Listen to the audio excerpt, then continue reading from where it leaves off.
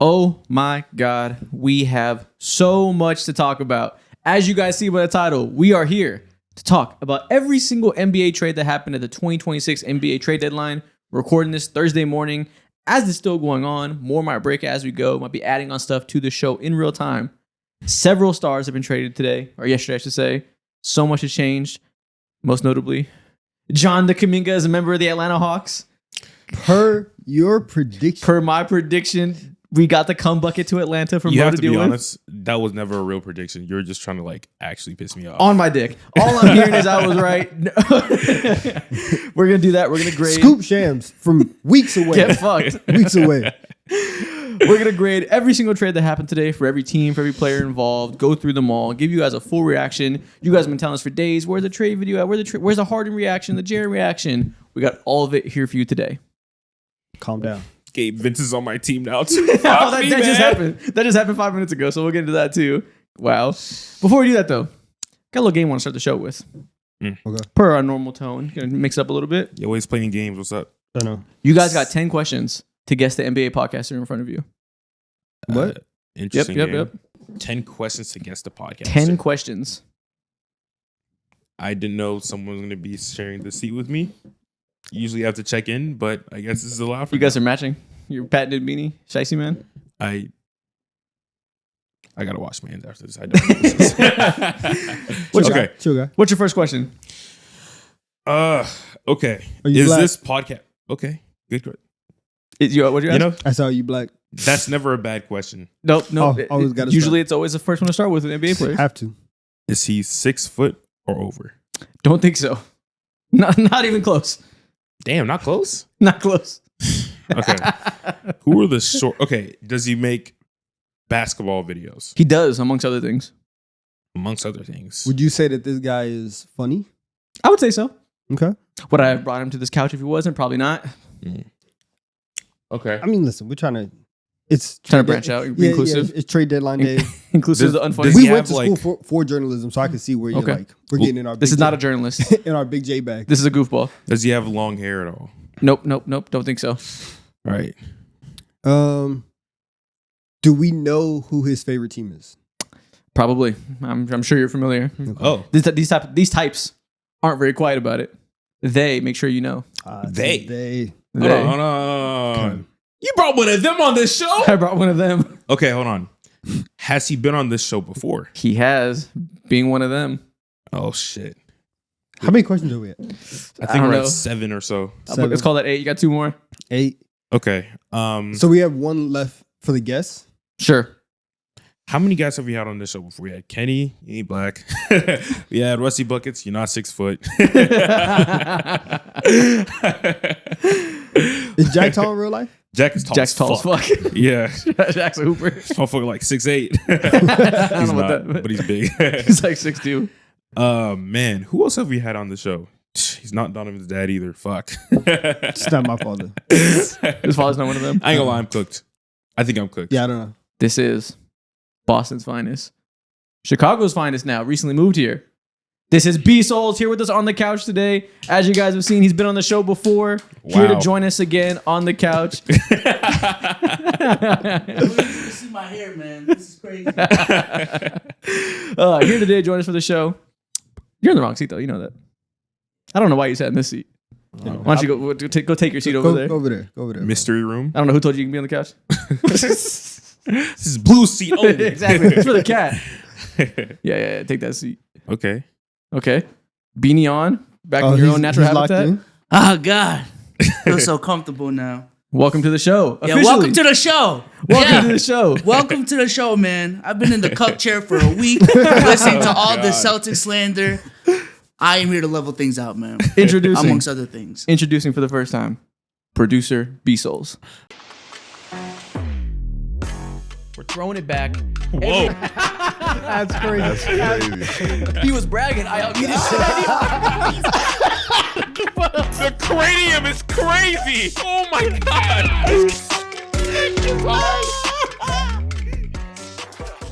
Crown eaters rejoice.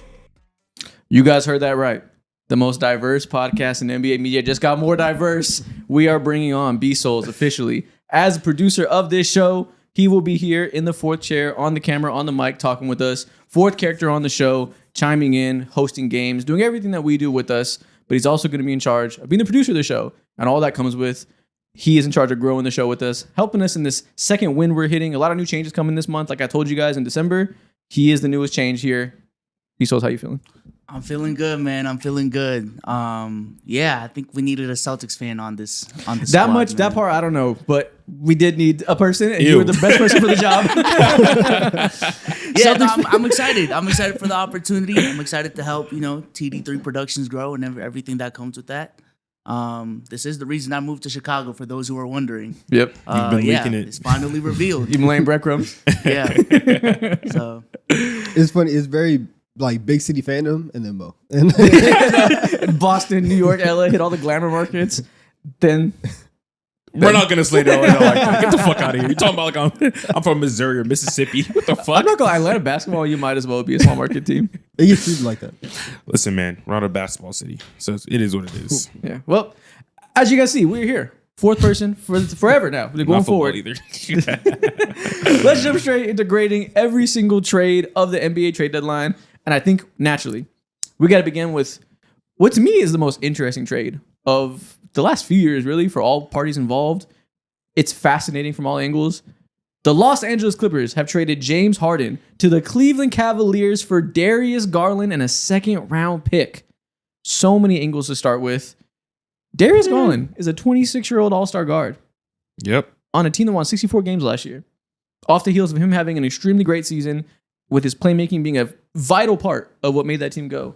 We spent all of last year saying he's lapped Trae Young, lapped John Morant, lapped all his peers that previously were thought of as being better than him.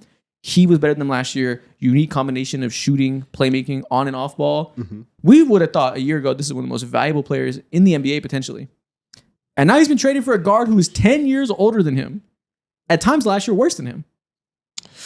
That's the craziest part for me. Yeah. And the other team, 17-4 at one point in the past 3 weeks. Yeah, that doesn't really like move me because you do understand like you're not winning a championship and the situation that the Clippers are in are so dire that you might as well go out and try to get a 26-year-old. But that's the most interesting part is that for a team in the Cavs that not only have you been thinking like, okay, is Garland going to be here, right? Is D Mitch going to be here if we flame out again? Can we even play with Evan Mobley and Jared Allen? You have three guys of your core four that prior to this trade, you had no idea if you're going to be there. And now, if D Mitch is not there or if Jared Allen's not there, if you break everything down, if you go outside again, you're left with late 30s James Harden. Like it feels so weird to essentially get rid of any type of like insurance. And it would have felt much better if the insurance was your former all-star guard, Darius Garland, who you drafted, who's been a part of this team for a long time, that you've seen can carry a team to some type of competency. And to give up on that right now is extremely like shocking to me that they would feel the need or feel comfortable going out and swapping Garland for Harden. Baffling. Yeah, I agree, and I understand that for all those reasons. But I look at this trade, and immediately I'm just like, wow, like they actually think Garland will never be the same again in terms of being constantly healthy, having regular 70-game seasons being played, and all that. This toe injury is nagging, is gonna probably happen for the rest of his career. And when something happens like that to this caliber of player, someone whose archetype is quote unquote dying around the NBA and all that, you have no room for error. There's no margin for error at all. There's been times where, even last year, like he hasn't necessarily been going out sad per se, but last year he did miss time in that Miami series, which they like destroyed Miami, of course. And then he missed time during the Indiana series. And even when he did play, he was shooting like 34% from the field. He wasn't good. He was shooting like 34% from the field on like 14 points per game. And that was very easily like one in the most recent last few years, one of the more disappointing playoff like runs from a team that won 64 games. His health is in serious question. Yeah, this is a total vote of no confidence in Darius Garland, is what this tells you. Is this team views themselves in a 2-year title window. So trading for a 36-year-old is okay because after 2 years, they're going to probably blow it up anyways. get something for D-Mitch, get something for Mobley, or probably keep Mobley. But, the team as we know it has a 2-year shelf life. We believe that Darius Garland is not capable because of playoff woes or injuries or both to be the guy that gives us the best chance to win a championship. That sounds to me the most important part there is they probably think his foot is cooked beyond belief. And I guess we can't really know the extent of that, how true that is. There's a report that came out that clearly was from his representatives yesterday that they think he'll be able to go as soon as he gets traded there after the trade deadline. After the All-Star break to play for the Clippers. Hopefully that's the case and he's going to be able to be 100%. But I doubt it. I don't think they do this unless they think that there's probably a chance he's never the same. And if you feel that way, cool. You traded Darius Garland away because you didn't think that he was going to be available because whenever he's hurt, he's basically just a completely different player and he's fallen off in the playoffs. And then you traded for a guy who is there, but who is almost set to an alarm clock to fail in the playoffs for a team that is worried about going out sad. And you have the guy who's gone out sad a majority of the time. That's why it's like, even if you traded Garland for somebody else who is a little bit older, James Harden being the most specific guy that you would trade for when your entire situation is so volatile as it is, that's the part where you're getting older, and for a guy that you know for a fact, even the biggest Harden fans, they can't look you in the eyes right now and be like, yeah, Harden's going to do it this year. Yeah. We've had 15 years of him failing in the playoffs, and now the situation that we get to in the playoffs all the time is like, dang, like D-Mitch is going to have to score 35. And then you kind of understand what happens whenever we get into D-Mitch basketball. And there's pros and there's cons of it, of him taking 30 shots in a playoff game. Mm-hmm. You're going to need him to take 30 shots because James Harden's only going to take 8. Evan Mobley is going to get you 18 on the dot. So Donovan Mitchell, his job has now become so much harder and so much more important as a scorer in this trade. And ultimately, this may be good because you have James Harden to be a facilitator to get Evan Mobley easier looks, right? We'll see how that chemistry builds out. But the James Harden of it all for Darius Garland and giving up on this era right now, it is interesting for them. BSolz, as a Celtics fan, somebody who came into last year, actually midway through last year, started viewing the Cavs as your greatest adversary to getting out of the East. This year, it's the Cavs and the Knicks, the two teams you need to be scared of as a Celtics fan. Are you more or less frightened of them in the playoff setting with James Harden versus Darius Garland? Less? I don't. It's one of the crazy. Didn't we just do a tier list of the playoff chokers or whatever? Yeah. We did. We did players with no rings, and we tier list them why we think they have no rings, and we put James Harden in playoff choker. And he was there alone. Bro, if this is the championship plan for them to make a championship run, is to get a perennial playoff choker, I'm good. I'm good. We got JB. That's the hard part. Is like all that's true. They don't really strike fear in your heart more when the point of trading Darius Garland is pretty much exclusively for the playoffs. But if they think Darius Garland is cooked, what's the alternative? You still want to have a high-level playmaker. You saw this year they need all the playmaking they can get, all the paint touches they can get. After losing Ty Jerome and having a hobbled Darius Garland, Lonzo Ball being one of the worst players in the NBA, they're in dire straits for people that can make a pass and drive and kick. That's all James Harden does right now. You don't need any type of responsibility on his shoulders as a scorer. He can go back to what he was doing 2 years ago with Joel Embiid, where he's averaging like 16 points per game, but being straight point guard, throwing 11 assists a game. Donovan Mitchell will take those motherfucking shots, and he'll be happy about it. So I can kind of see the fit being okay. It's not like Darius Garland was bringing extreme value defensively anyways, so I don't think the drop-off there is going to kill them on defense. The real thing for me will be, is the better playmaking of James Harden worth it for the fact that he's a million times worse off ball than Darius Garland? Yeah, I agree with you on that. And that's going to be like real hiccups between just Donovan Mitchell and James Harden. But when it comes to the rest of the team, Sam Merrill, Dean Wade, Max Strus, whenever he comes back, Jalen Tyson, bigger picture, Evan Mobley and Jared Allen, those guys are going to motherfucking eat. But I agree with you. I am like slightly worried between the fit between Donovan Mitchell and James Harden. I think that'll figure itself out because James Harden is like a basketball genius. You know, he's called himself the system before. Over here, he can't necessarily be the system. He has to be more so a part of it, I would say. And I don't see a world where that's like an issue. I see a world where it's an issue for sure. But I've seen plenty of worlds in where James Harden has made his skill set fit with other stars. Yes. He's done a 6 team now. It's crazy. He's a fucking journeyman. How many players of his caliber have played for 6 teams and been traded 5 times? Not many.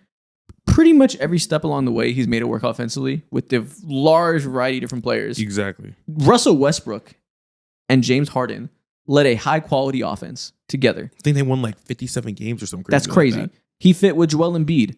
Joel Embiid's a very on-ball player. You would think that maybe there were some issues there. Figured it out. Fit with Kawhi Leonard. Fit with Paul George. Fit with every... There hasn't been a single team he's been on where you say the offense doesn't work. He's a basketball genius. He just figures it out offensively. Yeah. Now, will that be enough to fix the Cavs with every issue they have? Are they going to be like great enough on the wing defensively to make up for it? I don't know. Or do we still have the issues with their big men, the lack of scoring aggression, the lack of spacing at times?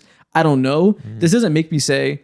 Watch out for the Cavs. They just added this genius you're calling them. Wow, they're so unbeatable.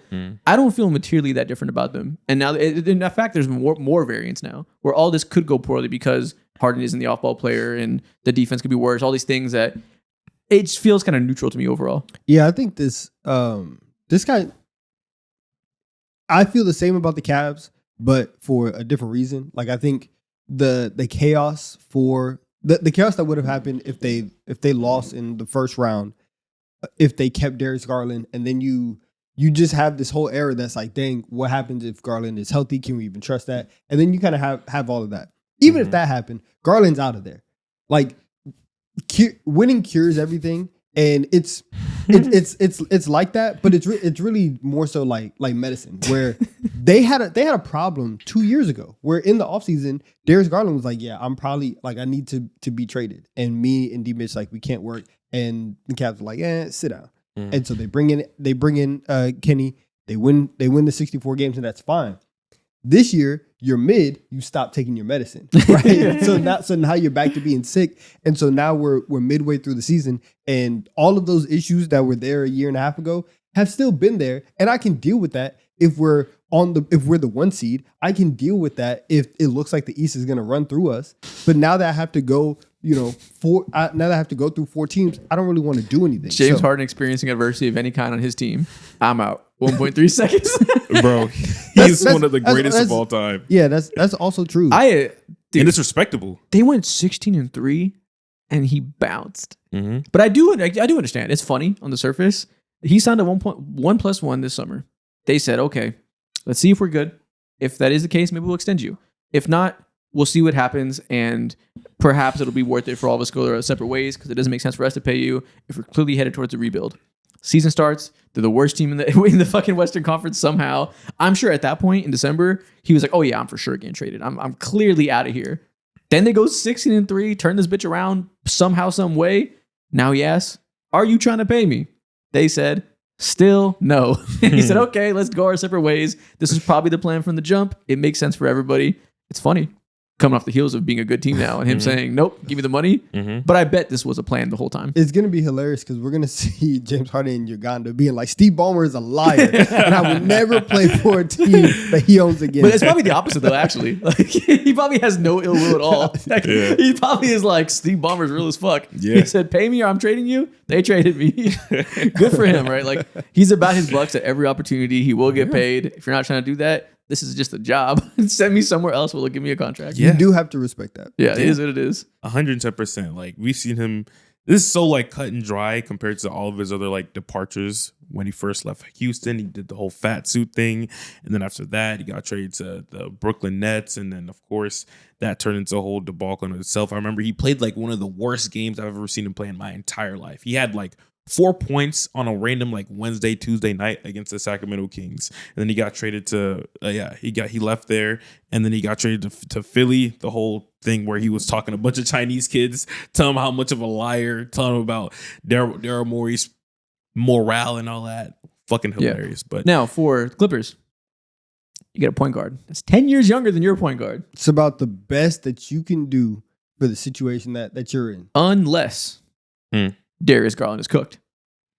And that would be unfortunate. I feel like there's a non-zero chance they wouldn't give up on him unless he was like a serious issue. Yeah. But nevertheless, even if it's a worthwhile gamble. Yeah, that's the point. Even if he's cooked, if you trade James Harden right now, if they trade James Harden somewhere else, are you getting one draft pick that's probably like super protected? Like having a guy with the track record of a Darius Garland to now be in your system is a good thing. We've said for years that the Cavs have needed a 3-and-D guy. Now you get to go play with the scorer, the D guy in the NBA in terms of Kawhi Leonard, who's playing and scoring. The D guy. Yeah. Who's playing and scoring at one of the best levels that he has in his career. That pairing is interesting. Let me see. Shout out to the D guy in the comment section. But yeah, anyways, you do keep the same archetype of team, like you said, and now you have Garland there who can be, like, if he's healthy, are they that much worse this year? They might be better. Maybe in some ways, but to be fair, James Harden's been a lot better this season because of the injuries. But like, if he gets right and has a second half of the year resurgence, they could look like geniuses, shifting to a 26-year-old star that maybe if they go full teardown, they flip him in a year, or they just rebuild their team around Darius Garland basketball. Like, that's like, if he's healthy, we've been saying for a couple of years now that pre-Donovan Mitchell, he was more of a playmaking engine, and we kind of want to see him have that responsibility to put the ball in his hands more. Here we go. You get to be unlocked, and you get to have this opportunity. It's a real... It's a risk. Either the body falls apart and they're like, fuck, this was a bad mistake, or we're geniuses and we got a 26-year-old star that is our future. And at this point in time, because you are the Clippers and you mortgage like your entire future for the rest of this damn decade for an idea that I don't even want to discuss anymore, because I know Clippers fans are tired of that too. Like, this is what comes with the game that you tried to play. And I think it's worth the risk no matter what the outcome is, because James Harden's obviously playing not peak James Harden basketball, but closer to his prime compared to the last few years. And Darius Garland over the next 2-3 years, or however long his deal is well worth the risk. I hope he gets it together, man. I love watching Darius Garland. If he's healthy and gets back to him being himself, I love this for him. Being able to have your own team again and be the main guy, not next to a guard who you don't fit with well. You guys just made it work last year, but like you said, 2 years ago there was a lot of smoke that his agency wanted him traded. And then Rich Paul yesterday, after they got traded, he said that before this season, he told Darius, this will be your last year on the Cavs. I see the writing on the wall. One way or another, it's going to end. They've clearly done this for 2 years now. They just were forced to make it work last year, and it worked out well. This is clearly what's best for him if his body's right. It's wild that he has a pod. Who, Rich Paul? Yeah, is that not crazy? The fact that, this is his last year. Yeah. And then Darius Garland get traded, and he can be like, oh, I've been new. Also, he can just like say that. He can just claim that. He's like, I saw it coming. All right. It comes to a point, man. We gotta. What is on the screen right now, BSolz? Tell me what's on the screen. Oh, this is the Cavs master plan. Did y'all know about the Cavs secret master plan? Tell me about it. We cracked the Cavs master plan. All right. Trade for James Harden, sign LeBron in the summer, pair him with James Harden and Donovan Mitchell. Final title run, LeBron retires a champion. This sounds like a dream. My dream, personally. I know. I've seen this before, and I feel like we talked about it just yesterday. 2019, Knicks was supposed to draft Zion Williamson, get KD and Kyrie finals run. It's very nice to say in February, none of this is happening. This is not going down. I mean, why not? What part of this isn't going to happen? LeBron saying, "Yeah, I'm going to take X amount of $1 million less." Like, I don't think he's gonna do it. He's gonna have to. I don't think he. Who is giving him a max? I think. Tell me who's giving him a max. I think LeBron would rather die than take the minimum and leave $30 million on the table. So you'd rather retire? Yes. Okay, that's fair. That makes sense. Then legitimately have and we talked about it before. For LeBron, if LeBron takes the minimum, even if he's going back to Cleveland, if he takes the minimum and goes to a team that now is trying to make this finals run, it will look like one of the nastiest moves of all time because it is him. Time out. If it's anybody else, it's different. If it's LeBron, I think James, if it's anywhere else, if he took a minimum for the Lakers, that's nasty work. That's a strictly like transactional relationship. For the Cleveland Cavaliers, is different. It's storybook. I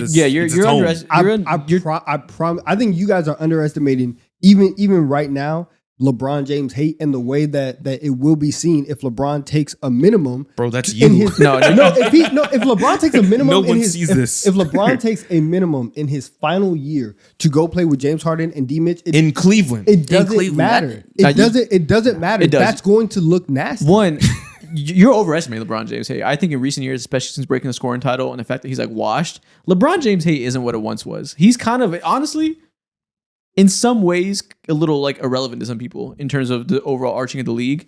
Like he wasn't even top 10 in fan vote. Like that isn't a big metric, obviously. I think that does tell you It's something. notable. It's That tells you notable. something about the general mental space LeBron takes up in people's heads. So I don't think the animosity will be just because the general thought about LeBron isn't at the forefront of he is the everything of the NBA anymore. And Cleveland does fix a lot of that. You can get a lot of padding by going home, by having that narrative. That saves a lot. I do agree with Mo. If he was going to the Warriors to do that, fucking filth. It would be disgusting. Yeah, that's disgusting. That's different.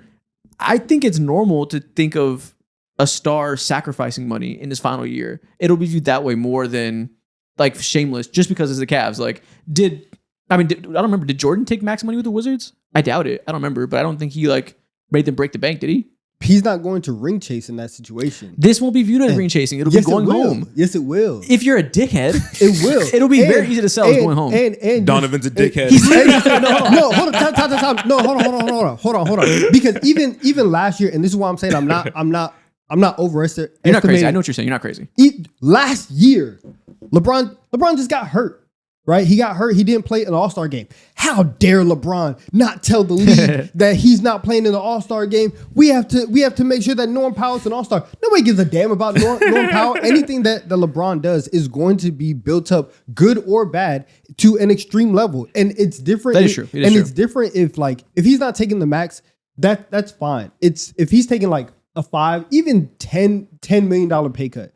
That's something different than saying I'm going to get paid the same as the lowest paid player in the NBA to now go play with two other All-Stars granted at home, but on the screen, everybody expects if you go play with James Harden and D Mitch, you are going to go and try and ring chase, and that's what it's going to be labeled Two things. as. He doesn't have to take the minimum. He can take some kind of mid-level exception. I'm sure they can open it up, get out of the second apron. And maybe they'll probably be in the tax regardless, so it won't be the full mid-level.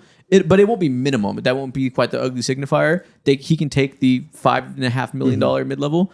That sounds less gross on the PR surface. And you're underestimating the fact that he's going to leave Luka Doncic, where he could take the minimum there if you really want to ring chase. And I think the idea of leaving Luka and Reeves, you could view that, especially if they get cap space and the Lakers probably build some kind of reasonable team, that could be viewed as a lateral move to going to the Cavs. They suck James right Harden now. is James Harden. By the way, I don't know if you know this, the Lakers have more wins than the Cavs right now without Austin Reeves. Like They suck right now. It's a very lateral move there to leave Luka to go to Harden and D Mitch. He's not exactly like, that's not ring chasing. You know, that's not ring chasing at all. I promise you, it will be viewed that way. Do you view it that way? It'll be viewed as everything. There's so much LeBron talk. Depends on the day. Nah, I'm about to say, saying. you Depends view on the it day. that way. No, I think there's that's the some real days- question. there's some days- This dude is It'll be projecting, viewed. man. You view it. No. There will be some days where it's like, and that's only because I do think of LeBron as this very tactical, calculated person who is going to do everything and is extreme. For him and his dad been And talking about this for extremely- ages already. I already They know. legit do. He Dude, it's is. Skip Bayless. What's going on? Hating on No, him, but, man. dude, Is LeBron not extremely calculated? Is he not? 41. We gotta move on. We gotta move on. Time out. Is We need to LeBron, move on. Time out. Is LeBron? Is everything that we say Wait, about LeBron and Clint's like? Are they not course. very aware Obviously. of everything that they do and course. are hyper aware of every storyline that comes out and everything in the media? Is that not something that is fairly ascribed to? Of them? course, obviously. of And that's why course. they want to go home and have that narrative. We understand that.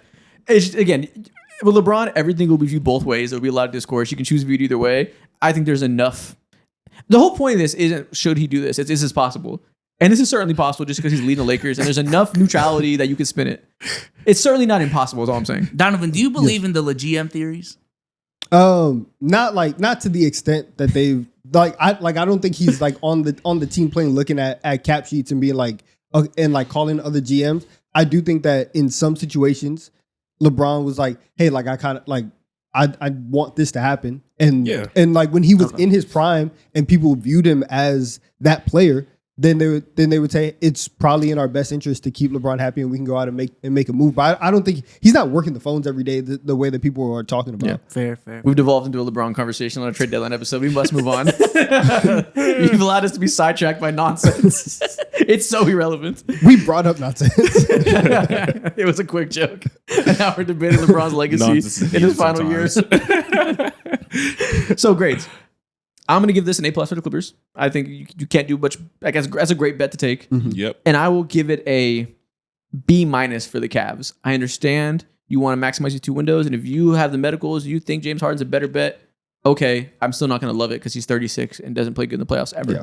Yeah, I agree. I think, again, there's nothing that could go wrong for the Clippers. You are the Clippers. You have no draft picks. This is a flyer, A+. You know, you have nothing to lose nor really like gain at this moment in time. I'm buying Darius Garland stock. Other than hope, you know, you have hope now. Yep. For the next few years. And I'm buying that hope. I'm buying Garland stock. I'm going to hope that his feet work. And I'm going to hope that it's not. I mean, it's turf toe. Like, is that something that is like debilitating that gets hurt over and over? I don't know that to be the case. Maybe. Maybe he has the worst toes in the world. Yeah. And if you're a small guard, there's no room for error. Yeah. So the downside is there. I'm going to choose to believe it's not the case. I'm going to buy stock.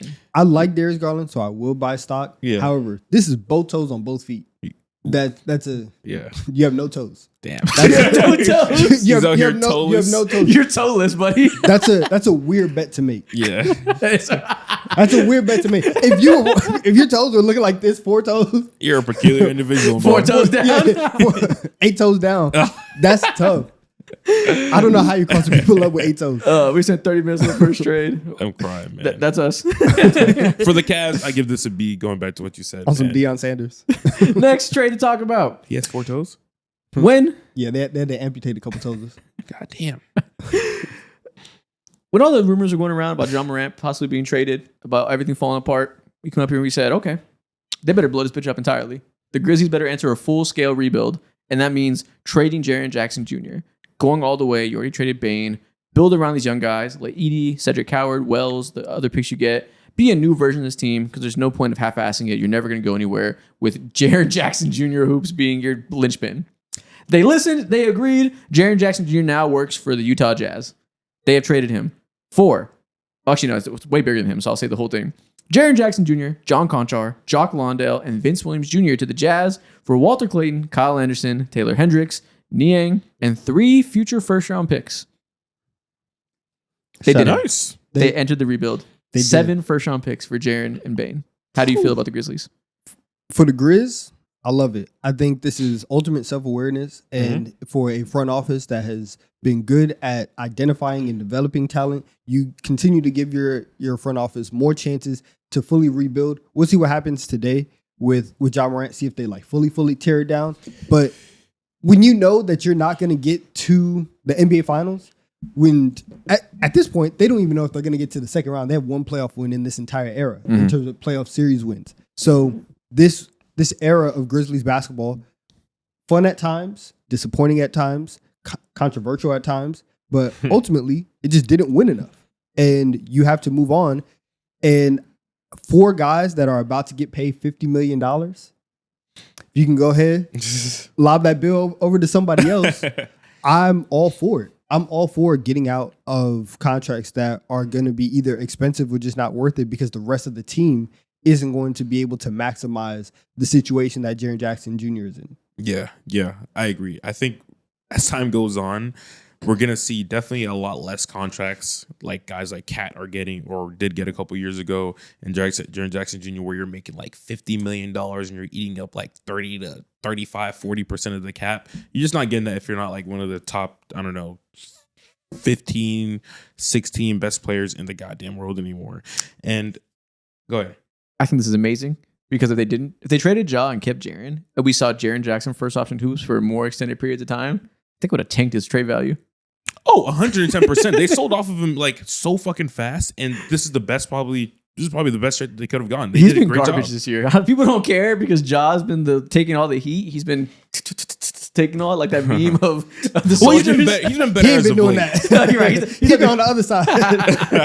He's throwing the knives. But yeah, he's been a sacrificial lamb for Jaren Jackson, who has been dog shit this year for the standards he gave us last year. The scoring has been so much worse for, I'm sure, a variety of reasons. He is so much more valuable to a team like the Jazz as now 3rd option on offense. Getting back to being focused on defense, scoring barely matters when you're playing next to Larry Markkinen and Keontae George. This was best case scenario. And yeah, like we said, tear it down, rebuild the right way with a ton of picks. Hopefully get one more for John Morant. A+. Yeah, A+. You can't go wrong. There's no world in where this like doesn't work out because what ceiling do you have with Jaren Jackson Jr. as your number Nothing. 1 or 2 Plain- option? nothing. We've seen it already. Nothing again. Playing ceiling is like maybe. Like, I guess anybody can make the play-in. So yeah, as a best case scenario, I don't see them doing anything more than that. Now for the Jazz, Walker Kessler, is a restricted free agent. All the reports say they'll probably keep him. So they do that, give him, I'm sure the Lakers will throw like $25 to $28 million a year. They'll have to match that. Let's say upwards of 30, potentially. $30 million to Walker Kessler. $60 million to Lauri Markkanen, damn near. What does he make? Like 50? Yeah. For Jaren? That's your team. That's your team now. Keontae has to get paid in a couple years. That's your team. But your team now has a center that's an amazing rim protector, amazing rebounder. Started shooting threes a little bit this year. We'll see if that becomes anything. A power forward, amazing shot blocker. Doesn't have the rebounding, but it's okay because Walker got him. And I guess small forward Lauri Markkanen, who's one of the most versatile off-ball players in the world. That is insane size and spacing from your 3 through 5. Mix that with Keontae George, who is now a elite slashing guard who can perfectly utilize that spacing, can hit those guys in the cutting positions. You have 1,000 other young players that can fit in the 5th starter for 3-and-D. We don't even talk about Ace Bailey because there's so many other star-studded rookies, and he's been having a good rookie season as well. If he can be your long-term 2 and do all the off-ball stuff and play around those guys, 6'8" at the shooting guard, fucking gigantic team, 2K-ass team. Everything I'm saying is like pure theory, nerd shit that apparently Danny Ainge and his son are in agreement of that being the good model. Might not work, might be better on paper than reality. Can you have Lauri Markkanen be your long-term small forward on defense? I don't know. We'll see if the size make up for it. Lots of ways you can go wrong, right? But we've been saying for 3 years the Jazz need to be a serious team at some point. And at the very least, this will be a serious team next year. I'm going to take credit for this. What? Why? Oh, he was slandering Danny Ainge not that long ago. Yeah, because I can't remember which episode. I think in the Harsh Truths episode, I was saying like Danny Ainge is looking a little washed. Like he hasn't been doing anything, and people aren't going to keep being patient with Danny Ainge. And so you go out and you get a guy who has been a DPOY. You get a guy who's been an All-Star multiple times, and going out and being serious is the first step.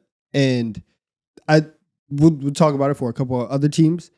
Even if you look broke, you can go out and you can get a player and you can be up the next day. Yeah. Right? You don't have to stay poor. Just go be aggressive. Yeah. Just go make something happen. Pull your team up by the bootstraps. You know, like it's and so I do think like for the Jazz, this is good, and I'm happy to see. Keontae George, when you faded to get put in a serious situation. Is he ready? Does he have that dog in him? He better be. He's ready. Bro, Sar looks spooked. Bro, he's looking at a logo in the eyes. He's like, I've seen you, son. Good job. Put in that work. He's ready. But that's Keontae George now. He has to be the star lead guard of this team now. He can do that. I think my question is, I mean, the deep, obviously like Kessler and Jaren help a lot of stuff. But with Keontae, with Lauri, like the other guys outside of just Jaren and Walker, what is this defense going to be like? And ultimately, I'm excited about this team right now because they're going to be, kind of solid for the first time in a while. Mm-hmm. Is this ultimately just going to be another team where it's like at the deadline and in the offseason, watch out for Utah, they could be sneaky, and then we look up and they're the 9th seed and it doesn't really maybe, yeah. but like, what else are you supposed to do? Yeah, I mean, at this point in time, like you just want to see something happen, and they made something happen. Yeah, I mean, if they can go out and get a Luka Doncic or something, get a star that makes them a serious contender, that'd be great.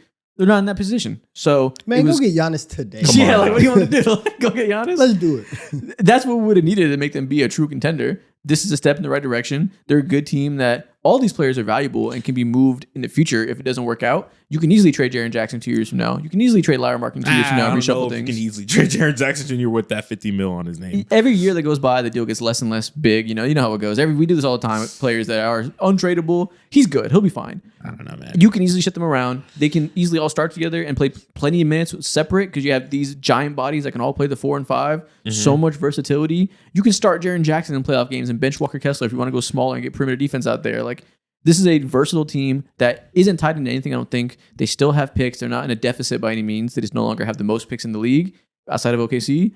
They're in a good spot. They're not handcuffed to anything. The only thing that I don't like people talking about this trade as to like diminish what Utah did is that people are talking about how they have I think it's a top 8 or so protected pick against I forget what team. It might be OKC for all I know. They know everybody picks. Is that they're acting like Jaren Jackson Jr. is going to lead your team to wins, which he's a positive player. Obviously, he's additive to in any set. But like they're the 10th seed. Are right y'all now paying currently. attention to the NBA this year? Jaren Jackson Jr. is going to get the meanest stomach flu that holds him out for what I'm 6 saying. weeks. Jaren Jackson's not about to play full time. Neither is Keontae. Neither is Lowry. If there's one thing you need to trust with the Danny Ainge Utah Jazz, they know how to tank. Do not Exactly. worry about it. And they're not blowing this opportunity to land again another top pick. If they start playing well, win 3 games in a row, ankle's gone the next day. Don't ask to see it. Don't ask to see any injury reports, any medical records. It's gone. They're sending out folks midnight. It's going to be a random tweet from Shams. He's like, Jaren Jackson Jr. has broken his ankle skiing in the slopes of Utah. He's going to get the meanest sickness of all time. He's going to get what Kristaps has for 2 months and it's gone. He'll be fine. Though that pick will be conveyed to the Jazz unless they get fucked by the lottery. Exactly. But I don't know. B+ for the Jazz. Solid. Step in the right direction. Yeah, you have to take swings. And Yeah. when you are a super small market like Utah in a place that nobody ever really wants to go, True. you have to take your chances to get like just talent in the door. And they did that. So I'm going B+. All right, this is a good deal for both sides. Let's talk about the absolute opposite. A horrible deal for one side. Mo, it is your turn to shed some more tears. I know we told you a couple weeks ago that we're done talking about the Hawks. You're not allowed to anymore. Every time you want to blabber about them, I put a 30-second timer on you. Unlimited cope right now. The Golden State Warriors are trading Jonathan Kuminga and Buddy Hield to the Atlanta Hawks for Kristaps Porzingis. Just before we started this segment, I saw a tweet someone sent me, and they said, congratulations to Mo and Isaac for the worst prediction in T3 history, because in our preseason predictions episode, we picked the Hawks GM for Executive of the Year, and now he is traded for Jonathan Kuminga, and we'll loop this in because we're not, actually we'll do it later. But he also has Gabe Vincent on his team, by the way. That is so damning right there. That is the worst part, right? We'll maybe That's get to that in worst speed part. round later. Jonathan Kuminga is a member of the Atlanta Hawks. How do you feel? I have a question for you guys. Throwing it back at you. Don't throw it at me. Guess how many games that Trae Young, Jalen Johnson, and Kristaps Porzingis played fully in the NBA together? This 0. year? None. Not a Damn. They didn't play a singular full game. When it comes to the prediction that we made about Ansei Salah being the GM of the year, we weren't necessarily wrong about that because of all the moves that he made and how he put us in good That's crazy. position to just like He not doubled necessarily down. wrong. Okay. Nah, just like the actual process behind it, it was smart. Everyone would still get behind that, you know? What actually happened, of course, you don't like the reality. But if we're being honest here, no one sees Kristaps Porzingis play anymore. Like, he has some, like, his body is literally different in, like, the worst ways possible. And if you're a Hawks fan, how can you be mad at this trade because we just got a new body. We just gained a playable player on our team. I can tell you can be mad. Now, is he good? No, not necessarily. Is he like, will he like gel with our play style? No, we're similar to Golden State, a quick-witted, reactive team and stuff like that. This is not really like a So game how can you changer to be me. happy about a player that you don't think is good and doesn't fit with your play style? And Buddy I'm Hield, who neutral. has 3 years on his contract. Okay, so when it comes to the Buddy Hield thing, he can be cut after this year. Okay. And he will be making like, I think, $3 million or whatnot that we owe him, and that's basically nothing. Oh, So- it's partially non-guaranteed? Yes, exactly. Okay. It's a player option, I believe, or something like that, and it's partially non-guaranteed, so that's a nothing factor. So Okay. he basically just doesn't matter. And then as for Kuminga, of course, we all know he has a team option, I believe, at the end of the season, and that again means probably nothing. So that's why I'm like, we gained a player, we gained someone who can get to the paint. Does that mean much? No, not necessarily, because he played with the team in the Golden State Warriors that has the best spacing in the fucking world. The Atlanta Hawks had decent spacing too. We get another player. So what I'm hearing Can't be mad is at it. you're But not I'm not happy. You're though. not giving it an F or anything because it doesn't matter. But you have an expiring $30 million contract that you get absolutely nothing for. So it's not good. It's just a C, like everything the Atlanta Hawks do. It's average and mid, and it's one of the trades of all time. Precisely. I have no expectation at all other than, okay, nice. We have another guy who can actually play. So I guess it's like a 20-game tryout for Kuminga to see if they like him. Maybe they want to bring him back. Like essentially, you're swapping expirings and seeing if this guy's dope and if he somehow fits. It's a swing on a young player opposed to KP, who I'm guessing they had no other real opportunities to deal him because he doesn't play and he's like just terminally ill. So they don't want to, like, nobody wants to buy in him in any real asset wise. So, okay. Jonathan Kuminga tryout, I guess. Yeah, exactly. Really, like the bigger story is like, wow, look at the Golden State Warriors. They had an opportunity to package Kuminga in a trade for Larry Marketing just a couple years ago, and we're at this point in where, damn, Kristaps Porzingis, We might who be don't shitty. play? We might be shitty. They're shittier. Exactly. How about that? Exactly. They stink. This is the worse. peak like lose trade. We both gain nothing from this at all. The Warriors really don't gain a damn thing. Kristaps does not play. Like the idea of him the first year with the Celtics when he had this rejuvenation was awesome. That was one of the most valuable players in the league. We're 2 years in now where he just does not play. The idea of if Kristaps gets healthy is a figment of your imagination. Like even more so than like an Anthony Davis trade or a John Morant trade. If we get the best case scenario, there seemingly is no best case scenario for Kristaps Porzingis. He is ill, and that's not going away. It is a thing that's hurting his career, and it's unfortunate for him. This idea of like, oh, we get Draymond and KP space on the floor. We're going to give Steph a chance in the playoffs. That's all KP is, just an idea. It's just a chance. I fucking doubt it comes to anything in fruition. This is a simple, expiring contract to clear up more space for this summer. And Well, that's apparently all the Warriors do believe in Kristaps Porzingis playing. Okay. So I don't know. This is their big trade deadline push, y'all. The Warriors are So poorly. because they believe it's true? No. Like, They believe a lot of things. I hope that the medicine on the West Coast is different than whatever is on the East Coast. Because if they don't find him, and it's like you said, it's for real. Like if they don't find some magic like medicine Fucking elixir. yeah. If they're not giving him the blue bottle from Fortnite, then I have no idea. Give him a chug jug. I have no idea if he's gonna play for them. He Someone need a said- reboot, man. That's what he needs. Someone said Emory, the hospital in Atlanta, is going to lose half their revenue this month for not having KP living in those beds.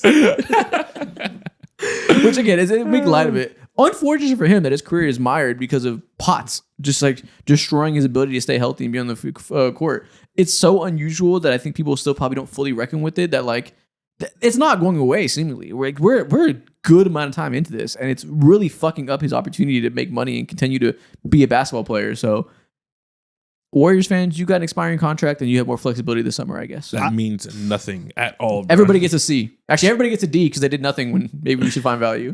D's all around. Yo, if I was a Warriors fan, hey man, You got to be sick. the moment Steph retires, I'm out. I'm out. They were telling me we're gonna get Giannis, and I got Kristaps Porzingis. In parentheses, idea. Like, yes. that's tough. Damn. Yep. That's hard. At least you got D's for some pods, everybody. too. Let's talk about an interesting trade that I'm really balancing my several biases here. The Chicago Bulls are trading center Nikola Vucevic and a second-round pick to the Boston Celtics for Anthony Simons and a second-round pick. I believe two things in my bones. I believe that everything Brad Stevens does, every talent evaluation he has, should probably be trusted. Smart guy that is good at identifying his players and knowing what his team needs. So I always give him benefit of the doubt. I also believe I hate watching Nikola Vucevic with every ounce of being I have, and I would not want him on any good team. So I don't know how to feel about this. Well, I'll tell you how to feel. Even LeBron James has missed a shot. Okay. You know, Tiger Woods has missed a putt. People mess up. And if this ends up being a mistake from Brad Stevens, I think that's very fair, considering everything that we've seen from Vucevic over the past couple of years. I think for this specific season, you knew that you were going to trade Simons. You knew that you needed some more reinforcements on your front line in your big room. And if you think that you have an actual chance to make a run, yeah, let's just go get another body and it's fine. Yeah, I think this is essentially a swapping of six men. You feel like your guard depth is good, so you can lose Simons and replace him with a stretch five who gives you what you got from Luka Garza this year, but a little bit better spacing. Vucevic is a good spacer. That's what he'll do. He's having a good shooting season. You know, like once every presidential election, he has one good shooting season. That's this year. You'll probably continue to start him as Keita and have that vertical spacing you got with him, and have a stretch five to give you a different look that maybe they can play together, swap in different matchups. Yeah. Fine. How do you feel about this, BSolz? Are you more or less Man. confident? Y'all tripping, man. I've been saying before the trade deadline, give me Zero back and give me a better center than Neemias Queta, and we are back in the finals, man. This is not better than Neemias Queta. Neemias Queta is better than Vucevic. All right, man. This is better than I Luka think Garza. it's just because we've seen Vucevic in like first or second option roles. Yeah. But I think similar to when Porzingis came onto the team, it is a completely different responsibility and Vucevic being a 4th, 5th option on this team, I think that's a completely different thing. Different thing. Yeah, it is a different role for him playing off. Like, that's the thing. It's hard to envision how he's going to play just because the Celtics are so good at maximizing their players that they fixed many a broken player that people think would never be good. Like, the opinions of Anthony Simons weren't exactly glowing coming into this year. Mm-hmm. And what do? They make him shoot a lot of threes. They have him in good position. They iron out some of the kinks. Say, don't do that, do this. And all of a sudden, wow, Simons is being surprisingly good. You tell me they do that with Vucevic and just make him a high volume 3-point shooter, make him a cannon from 3, spacing the floor, get him good shot quality that he makes 38% of them. It could work. Why not? Yeah, and if it doesn't, boo-hoo, who cares? He's an expiring contract, and it doesn't matter. You can wash your hands from that flyer at the end of the day. But I am like moved to believe it'll work to some capacity, and it'll be better than what they were before. Basically, going off of what you just said, they run a strict program over there in Boston. You are going to follow exactly what the play style is, and his role is gonna be diminished, of course, for the betterment of the team. Gonna screen hard. He's gonna grab more rebounds. I'm sure he's gonna be more wise, and when it comes to his positioning defensively and all that, this works. This is a win. Another win for them. Yeah. Something I want to let you know, BSolz. If you want to be a crayon eater, you have to be aware that there is like initiation that has to take place. There is a commencement, and off camera, we will be hazing. Just throwing crayons at him. Okay. So don't be too happy. Yeah, Don't be too we giddy. got what's like a 256 pack behind you? Mad crayons in the back. It's a lot of crayons. A lot of crayons. How to many eat. How many crayons can you eat per minute? How about that?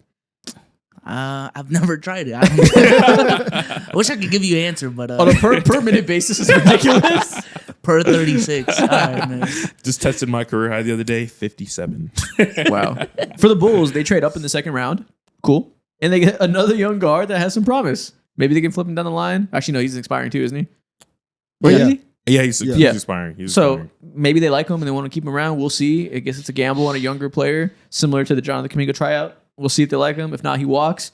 You move up in the second round. You get a premier second round pick now. I believe that's the Pelicans, if I remember correctly. Second round pick the Bulls traded. Yeah, I'm not 100% sure. For the Bulls though, it is cool though because it makes sense because they've been shipping out the guards that they've had anyways. So you just get some more guard depth, something that feels a little bit fresher. They're gonna have so much money in the offseason for like no reason. I think they're gonna have like $50 to $70 million or something crazy like that. To do what?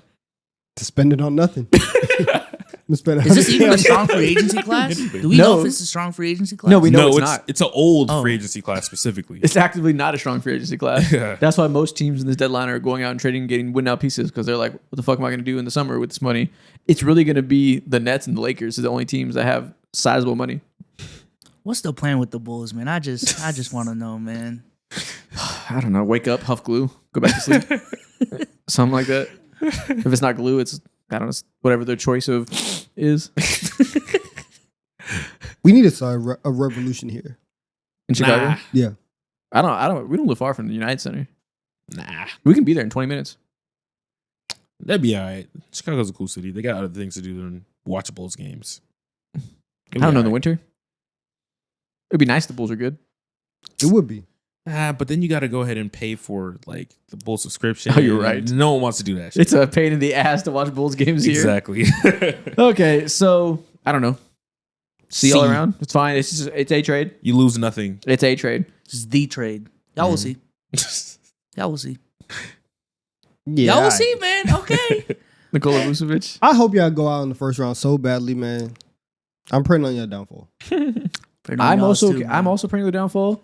I would love for them to beat the Knicks in the first round. Actually, no, they can't play in the first round. But I'd love for them to beat the Knicks and then go outside. That'd be the funniest outcome. That'll be so wildly embarrassing. The Celtics still smoking the Knicks That'll would be be hilarious. I just want to beat the Knicks. I ain't gonna lie. Yeah. I don't even need to make the finals. Last year was embarrassing. Let the man. Pistons make the finals. It's okay. Give them the chance to get their feet wet. They're not doing that. I don't know. Unless they do something today, which we still haven't heard anything about. They've done a them little doing bit. anything. We'll get to that. Please. Next trade up to grade. The Dallas Mavericks are trading 10-time NBA All-Star Anthony Davis, Jaden Hardy, D'Angelo Russell, and Dante Exum to the Washington Wizards for Chris Middleton, AJ Johnson, Malachi Branham, Marvin Bagley III, 2 first-round picks, and 3 second-rounders. I heard a whole lot of nothing, man. Man, those 2 first-round picks, whole lot of nothing. One is the OKC's pick from this year, going to be 30, and one is the worst of like 3 teams, probably going to be bottom 10. This trade was done so the Mavericks can look their fans in the eyes and said, we got 3 first-round picks for Luka Doncic, purely maximizing how many first-round picks are on paper. This is essentially A.J. Johnson, 2 terrible picks, 3 second-rounders. Might as well be 5 second-rounders. And I said to you guys before the camera started, I cannot believe Anthony Davis, NBA 75 player, one of the greatest power forwards, greatest big men of all time, got traded to the Washington Wizards, and nobody gives a damn. I care. I care a lot.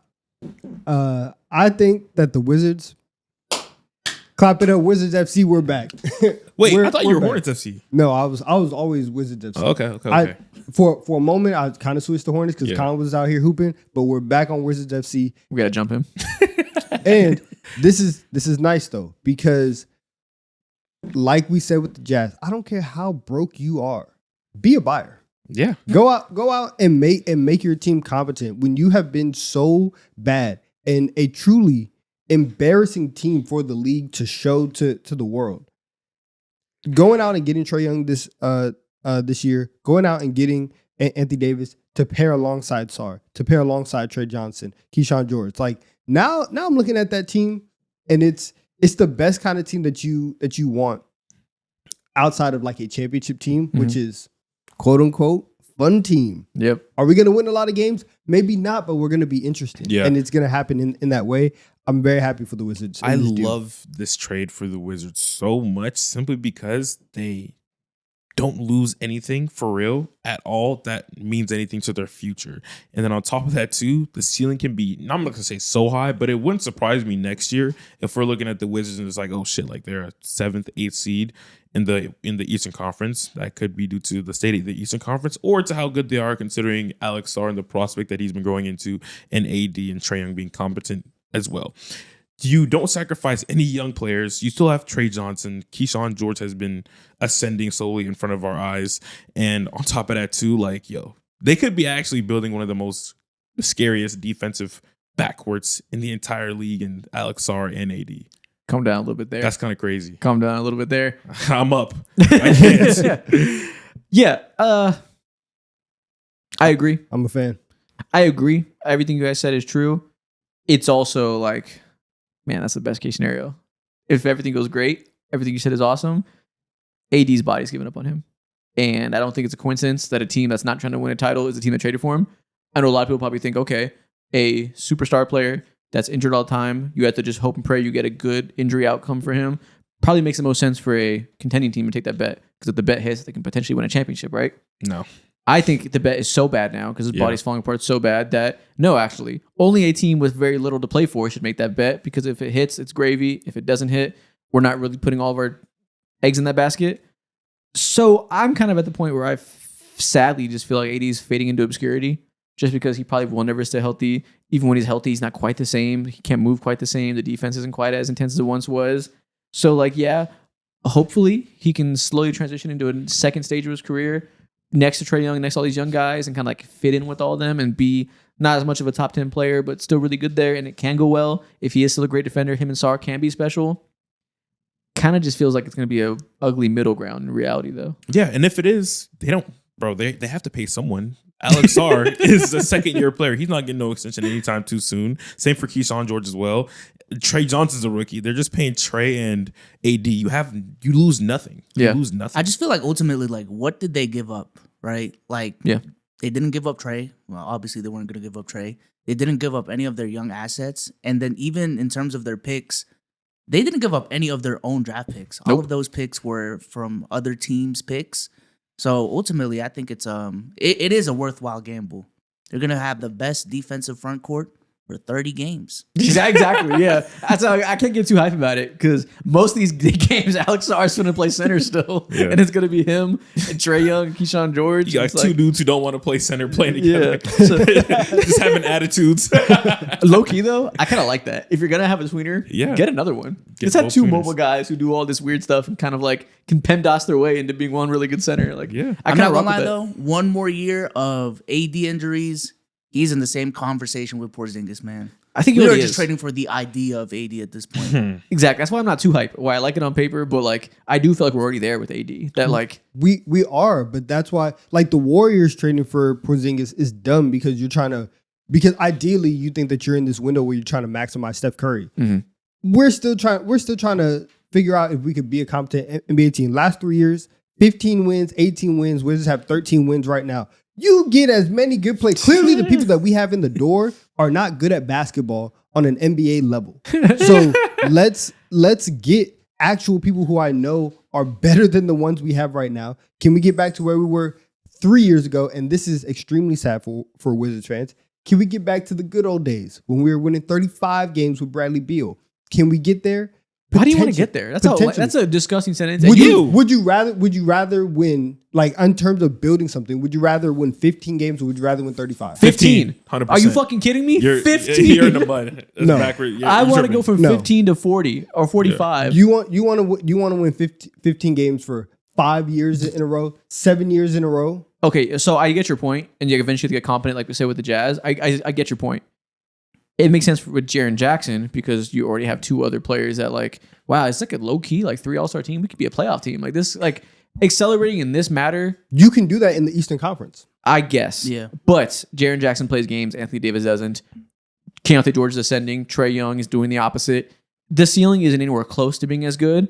Mm-hmm. To your point, I think this is a 35 win type of move, and that does not move me. In any sense, 15 to 35 game moves do not move me. If I can get to 35 wins when I know that AD, like I'm not building this so that the 35 wins can be my pinnacle in the same way that like the Bulls always are. Mm-hmm. But Trae Young and Anthony Davis, they're 2 pieces that can help me get there because the real core of my team is still super young and I'm still developing. And I would much rather my young core, my true young core, develop while we have an opportunity to win some games as opposed to, hey, you guys, we're just going to roll the ball out and we're going to play 82 games because that's what's in our schedule. And we're just going to call it development. Y'all And boys let's actually try and win some games and be in some meaningful situations. And then whenever you guys get into years 3, 4, and 5, now whenever we're in the play-in, if you're in like a linear progression, this isn't the first time that you've actually played for anything with any type of stakes. I get that part. That part I understand. That part I like more is that Trae can be a good playmaker. AD can be a good big man. Allow the guys in between them to develop better. But my question is, AD wants to be extended like now. And that was kind of one of the reasons he left the Mavericks. Mm-hmm. Are you going to extend him? Yeah, give him a short little like 2-year Yeah, extension. depends Who how else are long. you going to though? Depends how long. Yeah, for how long for what money? Like, do I want to give AD, because he has 1 more year on top of this, I think, and he wants an extension on top of that. 3 more years after this for, what would you, $40 million a year maybe he can get? Yeah, why not? No, I don't know if I can do 3. Well, because he already has maybe- 1, so an maybe. extension would make it 3 if he wants Yeah. 2 more years. I'll do that. I can give you an extension for 2 years. That right around like lands around where they are gonna have to extend someone like Alex Sarr, and at that Scared. point, at that point in time, yeah, why not? We gotta pay somebody again. No free agents are coming here at all. Make it work. Darren Peterson alone is adding 10 wins next year. That's the main we're thing, is good. they're going to get a top 5 pick potentially. And like, I don't know. I'm not anti it at all. I'm just not quite as like excited just because the downside is so real. And I think the ceiling is so limited that I'm like, it's fine. I'm the type to sell myself on any fucking dream, bro. I am delusional as can be. That's And- kind of what I'm getting at. Is everybody selling themselves in Yes. the best case scenario for this? And I'm in comparison to the Jazz thing, the best case scenario is so much more likely to happen for the Jazz than it is the Wizards. I think for the Wizards, I'm more happy just on the process. Yeah. Exactly. I truly, and I understand it. I truly hate tanking and just like, oh yeah, we're just gonna wander in the woods for 5 years and just be bad and we'll see what happens. And for teams that historically have not been good at drafting, obviously from the inside you feel like a gambler where you're like, bro, my next draft pick is gonna hit. Like my next one is gonna be the one that's gonna save the franchise. But on the outside, we can look at the Wizards, we can look at the Kings, all these other teams, and be like, bro, you don't know how to evaluate talent. You don't know what to do with that first round pick. And so Didn't know what to do with all that. you don't. And so Too much motion.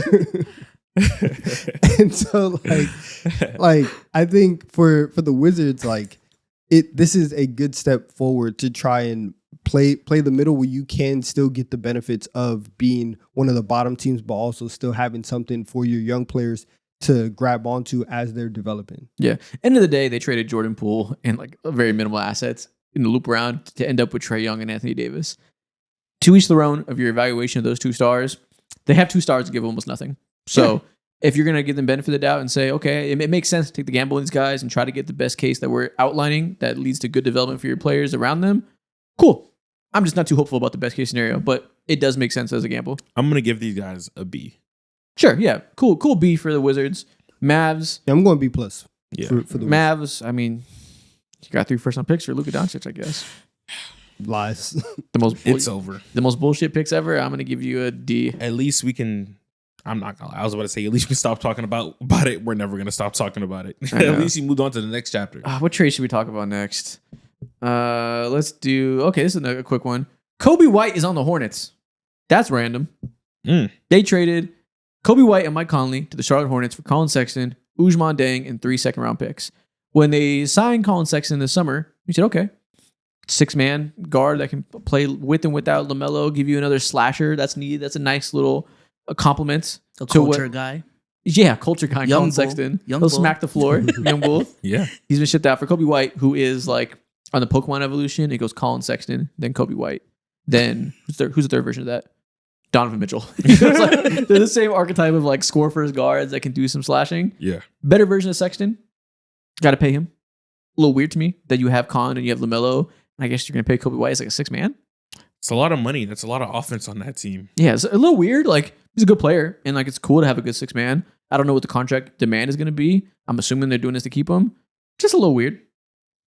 Yeah, but not bad process. I'm surprised that no one else wanted to like give up anything for Coby White. Honestly, These small guards have a sticker on them that say not worth it. Coby White's not small. He's 6'4". He's kind of slender. He kind of plays. He's not. You're right. He's not You're small. right. He's You're 6'4". Right. He's a like medium kinda guard, but he's not. stocky I think when people say small guards too, we loop in like Com- non-defenders and like non-passers like that. I think that's kind of the I think spirit of that's small different, guards. but- Is like one-way score first guards. Where you're right. He's not the shortest guard. He's not Trae Young or anything. Not exactly big in the ways that impact the game. So I think he's kind of getting looped into that.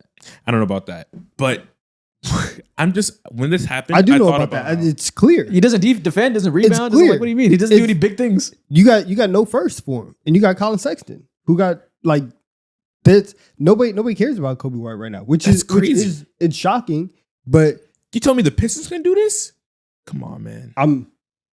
Listen. They didn't want to. I agree. They probably could have did that, but we've seen for the last 2.5 years now, everybody who plays like Coby White, the league is saying you are not a winning player, and and you can be on my team if we don't have finals aspirations, right? If we're still in a rebuilding type of way, like the Hornets, where we're getting our culture up, we're playing fun basketball, we're scoring, we're outscoring everybody. Yeah, let's just get more people who can score the basketball. But if the Hornets decided in the offseason, like if they finish out the season super, super strong, and they're like, you know what? We're buyers. We're going to go for it. We want to be a competent team. Coby White's going to be the first person that they try to trade to bring in somebody else who they feel it fits winning basketball. And it sucks because Coby White is cool. And whenever we get to March, he's going to score 30 a game. Yep. But I just don't know for the rest of the league, unless you're going to put him in that specific box. I don't know what it is. The Hornets essentially flip Yusuf Nurkic, who they got a first for taking on, with some seconds for Coby White. Okay, cool. If he's your 6-man, I understand it. You're having this offensive system that is very 3-point oriented. They're doing a lot of the Celtics DNA stuff, and you have multiple ball handlers at all times that can attack, create, pass the ball, keep it moving, run in transition. Coby White does all that. He's not a non-shooter, so he in any of those bench lineups, you take out one of Con, LaMelo, or Brandon Miller, he can fit with all of them. So the on the court fit makes sense to me. I just don't know if I'm going to understand if they inevitably have to give him $25 million this summer. Yeah. And that right there makes me feel a little bit dicey because I don't know if I'd want to commit that level of money to someone who isn't additive in terms of like our weaknesses and fulfilling like certain things that we desperately need, which is in between guys, more defenders and all that. I guess they view him as like their Nas Reed, who's also like a one-way scoring guy that like fits with all their players for all the similar reasons, just from a big man position. It's not a... Sure. Yeah, I guess. But like, Are they going to close games with Coby White ever if they're healthy? Maybe because those guys are never healthy, so they're getting another ball handler in the mix. That could be the rationale. Yeah, like at the end of the day, I don't think this is a bad trade at all. They deserve like a simple like. I'm not going to say A because it's just Coby White, But in terms of the process, what you gave up, this is a cool B. Now, I'm not going to lie, y'all. There's a trade that I'm surprised we didn't talk about earlier enough, but it's one of my favorite trades. You guys should love this too. Dude, Jaren McCain is on OKC now. Yes, let's talk about it. That is amazing. The Philadelphia 76ers are trading guard Jaren McCain to the Oklahoma City Thunder for a 2026 Rockets first-round pick and 3 second-round picks. All year, been banging that motherfucking drum saying, Sam Presti better find some shooting because I'm so sick and tired of watching lineups with Shea and 4 guys with no hands or feet on offense. It's been gross. He's had to carry so much offensive production, and they've lost more games, you would think, because the offense has really fallen apart compared to last year. Jaren McCain played 26 games last year. Phenomenal shooting season. We thought he was one of the up-and-comers that maybe had an all-star ceiling. Then the Sixers drafted several guys in his position, or drafted one, signed, traded for Quentin Grimes, pushed him out. He has some injuries, played like dog shit this year because of injuries. It's a gamble. Maybe he's not good. Maybe last year was a fluke. No, hold on. Time out. Let me stop you right there because over the last few games, he's been turning up and he's been shooting ridiculous from the three-point line. I was going to say. But I'm taking that gamble every time. Let me try to get that rookie year season. Injuries make sense to why he slowed him down. I don't believe he sucks. I believe he needed time. This is an amazing gamble to take for OKC. Maybe he can't close games because the defense is always bad because he's small. Who cares? We get 20 minutes a game of a sharpshooter potentially. Mm-hmm. This is Isaiah Joe all over again from the same franchise. Yeah. I actually think it's a win-win trade. I think I like this a little bit better for the Sixers though. Okay, knowing the first round pick for the Rockets will be like, let's say 25. Yeah, and you turned the what was McCain, the 13th pick or I don't think he was 14th. I think it was like a 17th. Yeah, it was 6. It was Connect a went. pick. It's post lottery. He went right before Connect, so he was 16. 16. You turned the 16th pick in the draft last year into another first 3 second round picks. Like that's great. When you know that you're not going to close games with him because you already have your backcourt of the future, that's really good for them, and it clears up that space. It gives a lot more order to your rotation, and you essentially again just replenish everything that you did last year.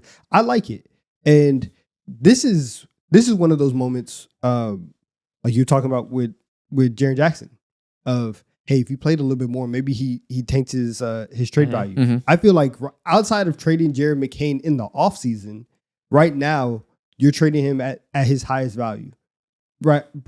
Potentially The high, maybe you think it's gonna get lower. But yeah, like, potentially. Yeah, I'm just saying based on, and if you want to ascribe it to the fact that he's been hurt or that he's has this really weird spot in the rotation, cool. I'm down to believe that. I like Jaren McCain.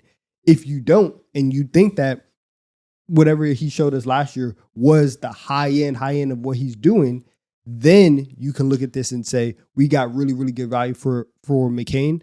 For the Sixers, I really like it. this has potential to be like game changing for the Oklahoma City Thunder. Mm-hmm. Like this could be, if he goes back to what he was playing and the trajectory he was on as a rookie, this could be amazing. Like we were talking about him as one of the best off-ball relocation shooters we've seen in recent years coming into the league that young. The first child of Steph Curry in terms of how he passed and moved without the ball and had the quick trigger shooting off of the off-ball movements.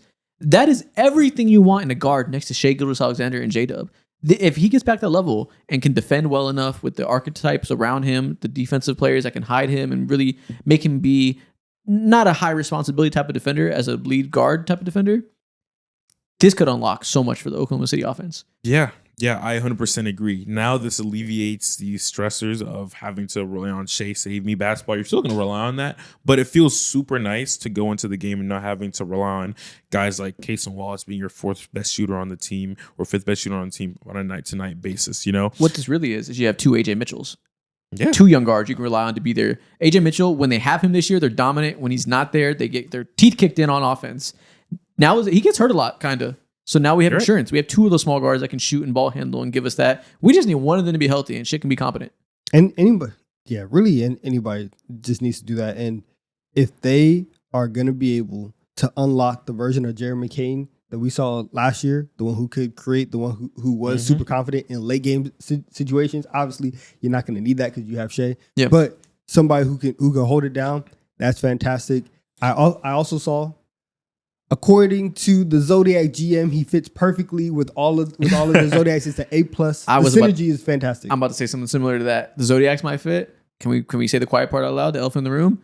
Culturally, this is the best fit for Jaren McCain in the NBA. Going to the happy-go-lucky smile TikTok dance team as a happy-go-lucky smile TikTok dance player. This is awesome. Sam Presti knows the locker room he has, and he knows they will be the ones to maximize Jaren McCain and make him comfortable. This is awesome. They're gonna be doing the little post-game pressers together, and he's gonna be there shimmying with the rest of them. This is amazing. At worst, he is new gen campaign for the Thunder. Pretty much. They got a dance Pretty party now. much. Hey. No, he could be the one saying he's so tough. Whenever Shea says something. The TikTok edits are gonna go dumb, bro. I saw one today of all the edits of all the OKC players. Yeah. Shea is lucky that he's so serious and it changes PR so much.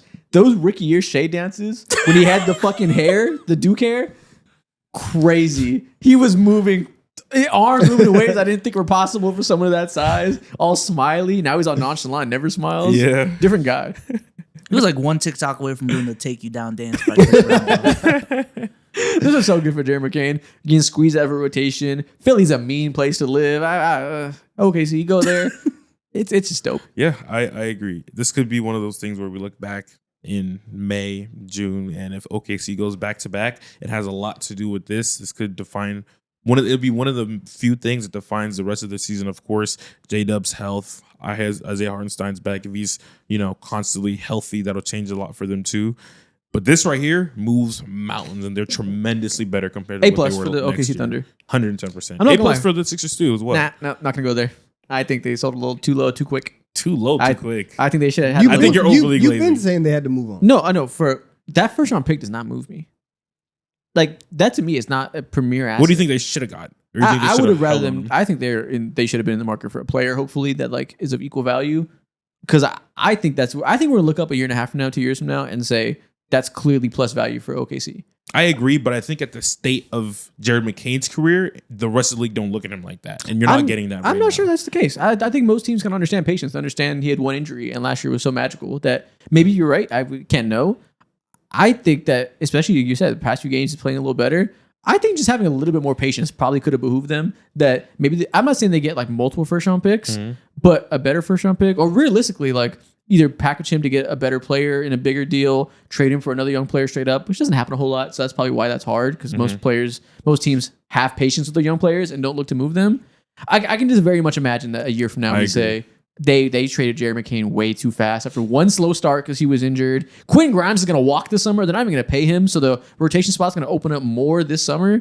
This might look silly as fuck. And a lot of Sixers fans feel the same way, and I think they understand that they're going to feel that way a year from now and already feel the pain, already feel the grief, and they're right for it. But it's hard to play Maxey, McCain, and It is. and VJ, especially when you know that Embiid come late season, he may or may not be there, and so you're not really gonna have a lot of situations where you're playing crunch time minutes, very very meaningful minutes with those three on the floor.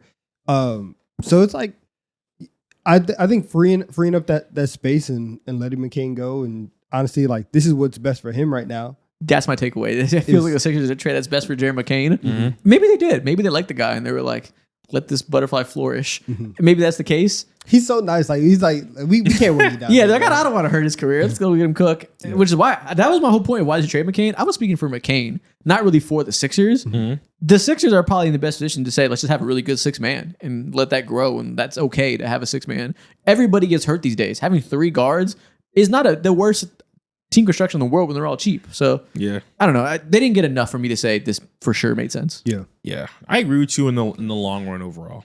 I'm gonna give him a C, honestly. I with potential for it to be like, I think that range of outcomes is pretty wide here. This could be an F in a year from now. But you could get just I don't know. It depends on what they know. do get with that 2026 Yeah, first of round course, pick. They are yeah. good. It seems to me that over the last few years they've been like really good at drafting. Fair. And so if they get a decent player, again, someone who's not comparable but like is additive to the roster in more ways than what Jaren McCain was for this team and how they've turned the next chapter, I give it an A overall. Maybe. Good process. Also, 3 second-round picks isn't nothing. They did, they're a team that's on the Maxey VJ timeline, so getting a lot of picks isn't the worst case scenario. So I'm not saying it's going to be an F. I'm just saying if Jaren McCain does, like last year we were saying, this summer we were all saying like all-star potential would not be out of the realm of possibility for us. Obviously, that's high-end outcome. We're not predicting he's an all-star, but we all kind of felt like he was on one of the best role players in the league timing. Yeah. So it could look really terrible. I'm fucking crying, man. The Pelicans believe they are a playoff roster and are not interested in trading their young core per HG basketball. They're in the front office doing whippets. Doing whippets is nut shit, bro. No one's touchable is insane. Dog. And this is so wrong and inaccurate because Joe Dumars is 65. Like he doesn't know what whippets are. He's doing straight crack. Like he's going old school. Raw crack. He's going old school. He has a set of 5 premium spoons. Yeah, you know too much. Like this is ridiculous though for the Pelicans and we've talked about it before. Their whole team, the whole org has moved so crazy and so delusional in everything of evaluating where you are in your timeline at literally every point this season. Every single checkpoint, draft, free agency, start of the season, trade deadline, they look up and they look at the record and they look at the team and they say, we are here. And everybody else says, no, you are there. They have no idea what's going on. Yeah, man. Joe Dumars is senile. Chicago, Minnesota, and Detroit have agreed to a multi-team deal that sends Jaden Ivey and Mike Conley to the Bulls and Kevin Huerter and Dario Saric to the Pistons. The Jaden Ivey thing has loomed over our heads for the past 2 years as the big X factor. If Jaden Ivey can develop and give them a secondary ball handler, fulfill the hope with him being the number 5 pick, being a second star ball handler next to Cade, a lot of things will start making sense. We'll have some good release valves for Cade with the second guy who can create, shoot, drive, create opportunities for himself and others. None of that happened. The 3-point shot developed fine, solid, great shooting season last year before he got hurt. Small sample size. Still shooting well from 3 right now, if I remember correctly. I think he's like 37, 38. That's nice. Has never once been an effective inside the arc scorer. Obviously not a defender or playmaker. Like that's kind of the writing was on the wall that he's not the best Cade fit. And the worst case scenario was coming to fruition. And now they send him out the door to bring in Kevin Huerter and have another spacer. Another Duncan Robinson that's probably a little bit better of a defender than Duncan. Not a whole lot better. But kind of giving up on Jaden Ivey. Yeah, this sucks to see. Jaden Ivey over the last few weeks, even his body language watching Pistons games, just feels like, why is this guy here? And it just wasn't a match made at all. And something that bothered me personally is seeing how this is probably like the only move that they're going to do this trade deadline. What's going on? Shams just tweeted live, the Milwaukee Bucks have told teams they're keeping Giannis through the deadline and will start making other trades. As expected. Boo. We got bills to pay, man. Exactly. Come on, bro. I want to put Giannis in the thumbnail so bad. I know. Me going, with Giannis in a Warriors jersey, I'm getting rich tonight. Champs, if you better not have another tweet that contains Giannis's name until the day he actually gets traded. Honestly, it said they'll start making other trades. Before we did press record, I did tell you that I saw Mark Stein retweeting tweets from Jake Fisher talking about how, they're interested in someone like John Morant and they want to make something work, which could make sense, I guess. Please get John Morant. Please be my fucking guest. Go get John Morant to try to make Giannis stay. It'll make it that much funnier when they trade Giannis this summer and are left with John Morant and KPJ. And if they do that, it's going to look like Kuz has to probably be out the door and Bobby Portis as well, since he makes like $13 million and it's like a match made in heaven when it comes to the cap sheet and shit. But holy fuck. So what the fuck is your problem?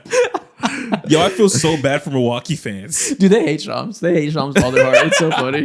It's so funny. Why do they hate him? Because he's been drip feeding the Giannis trades the whole time, giving updates on all the little small minutia of how they're considering certain things. And in their mind, he's making shit up for clout. And a couple things. One, this is precisely Giannis's plan to have everybody hate Shams instead of him, because he probably would have been traded. And in Shams' defense, he probably could have given us something actually substantial if Giannis had just stepped up and said, I want a trade and demanded that. So there's that. Also, to go back real quick on your on the Jaden Ivey trade, that's crazy where like the Pistons 100% could have gotten I agree. Kobe. They waited too long. Yeah. I don't think they want Coby White. I think they clearly made it pretty clear, I think, that they want either shooting or defense. Which is weird though, because it's like in a vacuum, no. But like for your specific team, you have shooting, you have defense. They just don't want to sacrifice that for a ball handler, which I do understand. Like we've been talking a lot about these guards not having value.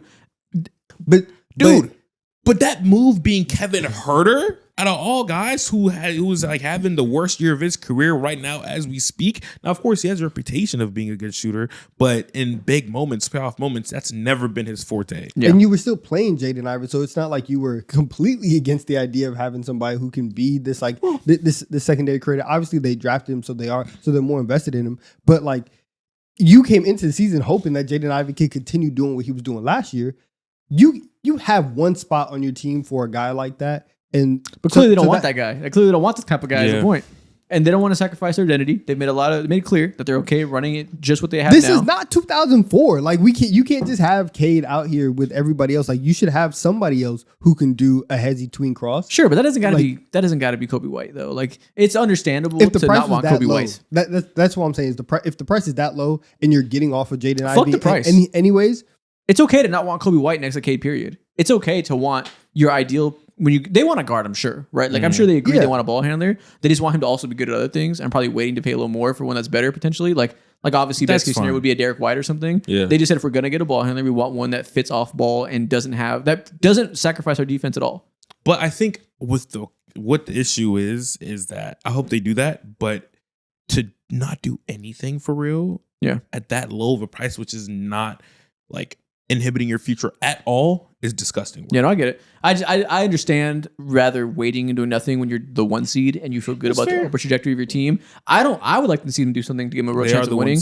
They have made it clear they're okay with running this season in the playoffs, learning from it, and seeing where they're going. I'm okay with them rather doing nothing than doing a half measure just because it's cheap. A lot of shit is cheap. He's on an expiring deal, so it's not even a lot of guys are cheap on an expiring deal. Like that alone doesn't make it a good fit. But that's also why it's like you can take a chance and it's not you're not making some massive investment. If you knew that Jaden Ivey wasn't going to work, you can get off of Jaden Ivey. You can get somebody else who's kind of still playing his role and is a little bit better. If it doesn't work out, cool, you're gone, and we wash our hands and everything's fine. I will say 3 second-round picks isn't nothing. A lot of these teams piss away second-round picks like they don't mean nothing. That's ammo. And if you're almost certain Coby White, you're not going to pay him this summer because you don't like his fit with Cade. I'm not pissing away 3 first-round picks. We'll see about the fit. We'll see about the fit. You got me on that. Yeah, we'll see about the fit. But I've seen Coby White play before, and I'm almost certain it's not the best backcourt partner for Cade. Yeah.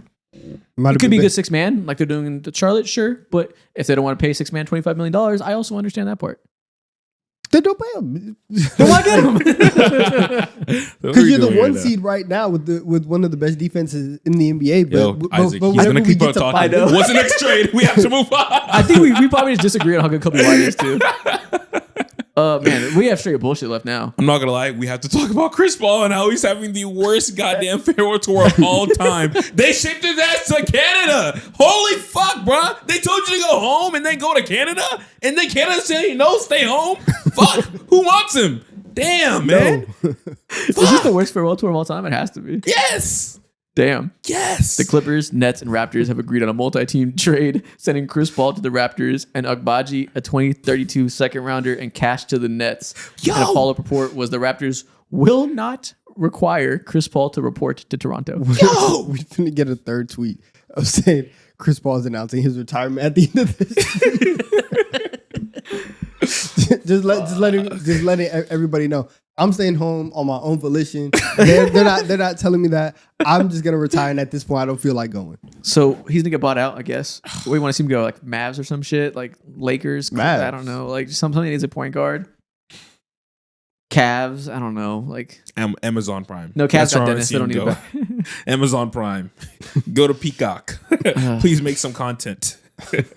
Be with John Wall or something, bro. I better see a vlog up by the end of the week. You see a get ready with me. Get ready for my day as a Dallas Mavericks benchwarmer. Exactly. Yeah. Now, for real, you need to start making training videos with Chris Paul with his son. Yeah, man. Maybe sign with the Pelicans, retire with your OG franchise. Dude, hell no. Hell no. That's like choosing to go to hell. Yeah.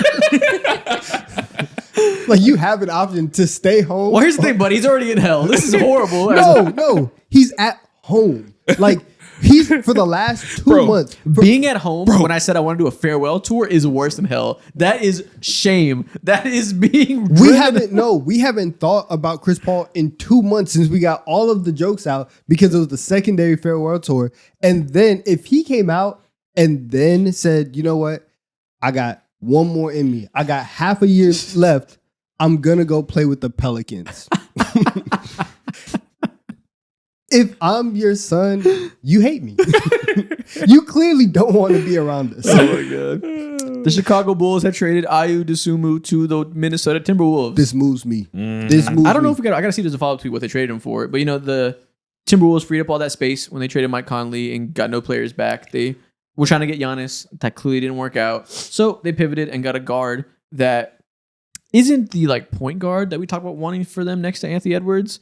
But he's like a Keon Ellis type, better ball handler than Keon Ellis, but a good off-ball player that's a medium-sized 6'5" guard, is a good defender, not needle mover, can shoot well, not an amazing shooter, but it's a well-rounded, play off-ball, on-ball a little bit type of player. Yeah. You can never hurt to have that type of guy. He feels very adjacent to someone like Nickeil Alexander-Walker. Yeah. Who's Nickeil is a better shooter, but he's shooting 37, 38% from three on 4 or 5 attempts a game. He's a great defender as well, at least point of attack defender specifically.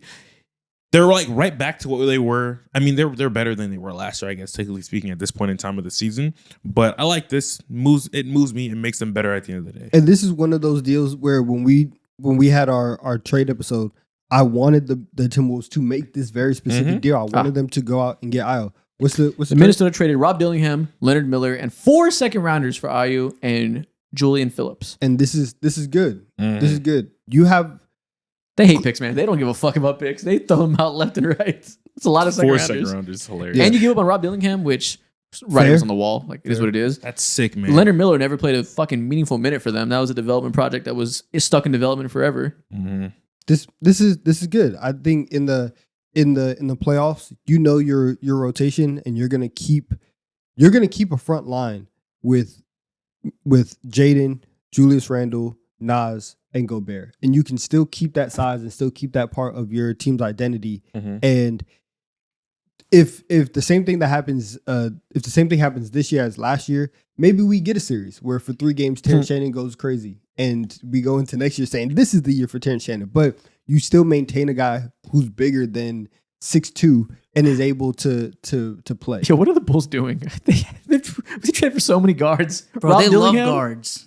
They love guards, and they found the smallest one they can. The one that fits the worst with all the other guards. I'm not going to lie. I think the league needs to conduct an experiment. You know how sometimes, at least this happened in my school, teachers would be evaluated, and they would the vice principal would show up in your class and just evaluate how your teacher's doing and seeing if the kids are engaged and all. That would happen damn near every single year. At least when I was in elementary to middle school, whatever. Yeah. That needs to happen for the Chicago Bulls. Someone from the league office needs to be a parent. Needs to make an appearance in one of their Monday morning meetings and see what the fuck they're actually doing. They're not doing nothing. What are they planning on doing? Josh Giddey and I guess Jaden Ivey next to him? Fucking sure, I guess. Will Rob off the bench? Rob 6-man, and then 4 it's just a bunch of guys who are just finding their identity. What are they doing? Who's their big? I don't know. Who's their big? Who's their big? Mac McClung is their big. No. Mac McClung is No, their we're playing big. Josh Giddey at point center. Yo, I forgot Josh Giddey's still there. Holy fuck. He's the biggest one by far. He's 6'7". Oh, man. The Bulls are going to be so interesting to watch. Yeah, man, get ready to speak power they're forward. not. Interesting to watch. Yeah, because look at you. Little cute guy thinking you have a chance. All right, know you. Yo, they signed Mac McClung 3 hours ago. Why they did all this? Why did they do that? You didn't have to do that. What are they doing? You already know what's about that. They finna get audited. Check the numbers, Adam. Yo, Something that is would not make the adding up. most sense in the world if it came out that what's the name of the GM again? Or President Basketball Operation is the foreign name. I don't even know his name. I can't remember how to say it. Yeah. If it comes out that he's money laundering this whole time, Hey, man. a lot of shit would make sense in this world. Are they? Arturis? No. Yeah. I guess it's a combo because they've had mad deals together. But more likely, Bulls or Kings to be caught money laundering. Bulls. For sure. The Kings are just dumb as fuck. Yeah. The Bulls have to be doing some kind of mischievous acts. Okay. Yeah. The Kings are just stupid as fuck. They're just dummies. They're just not intelligent guys working in the front office.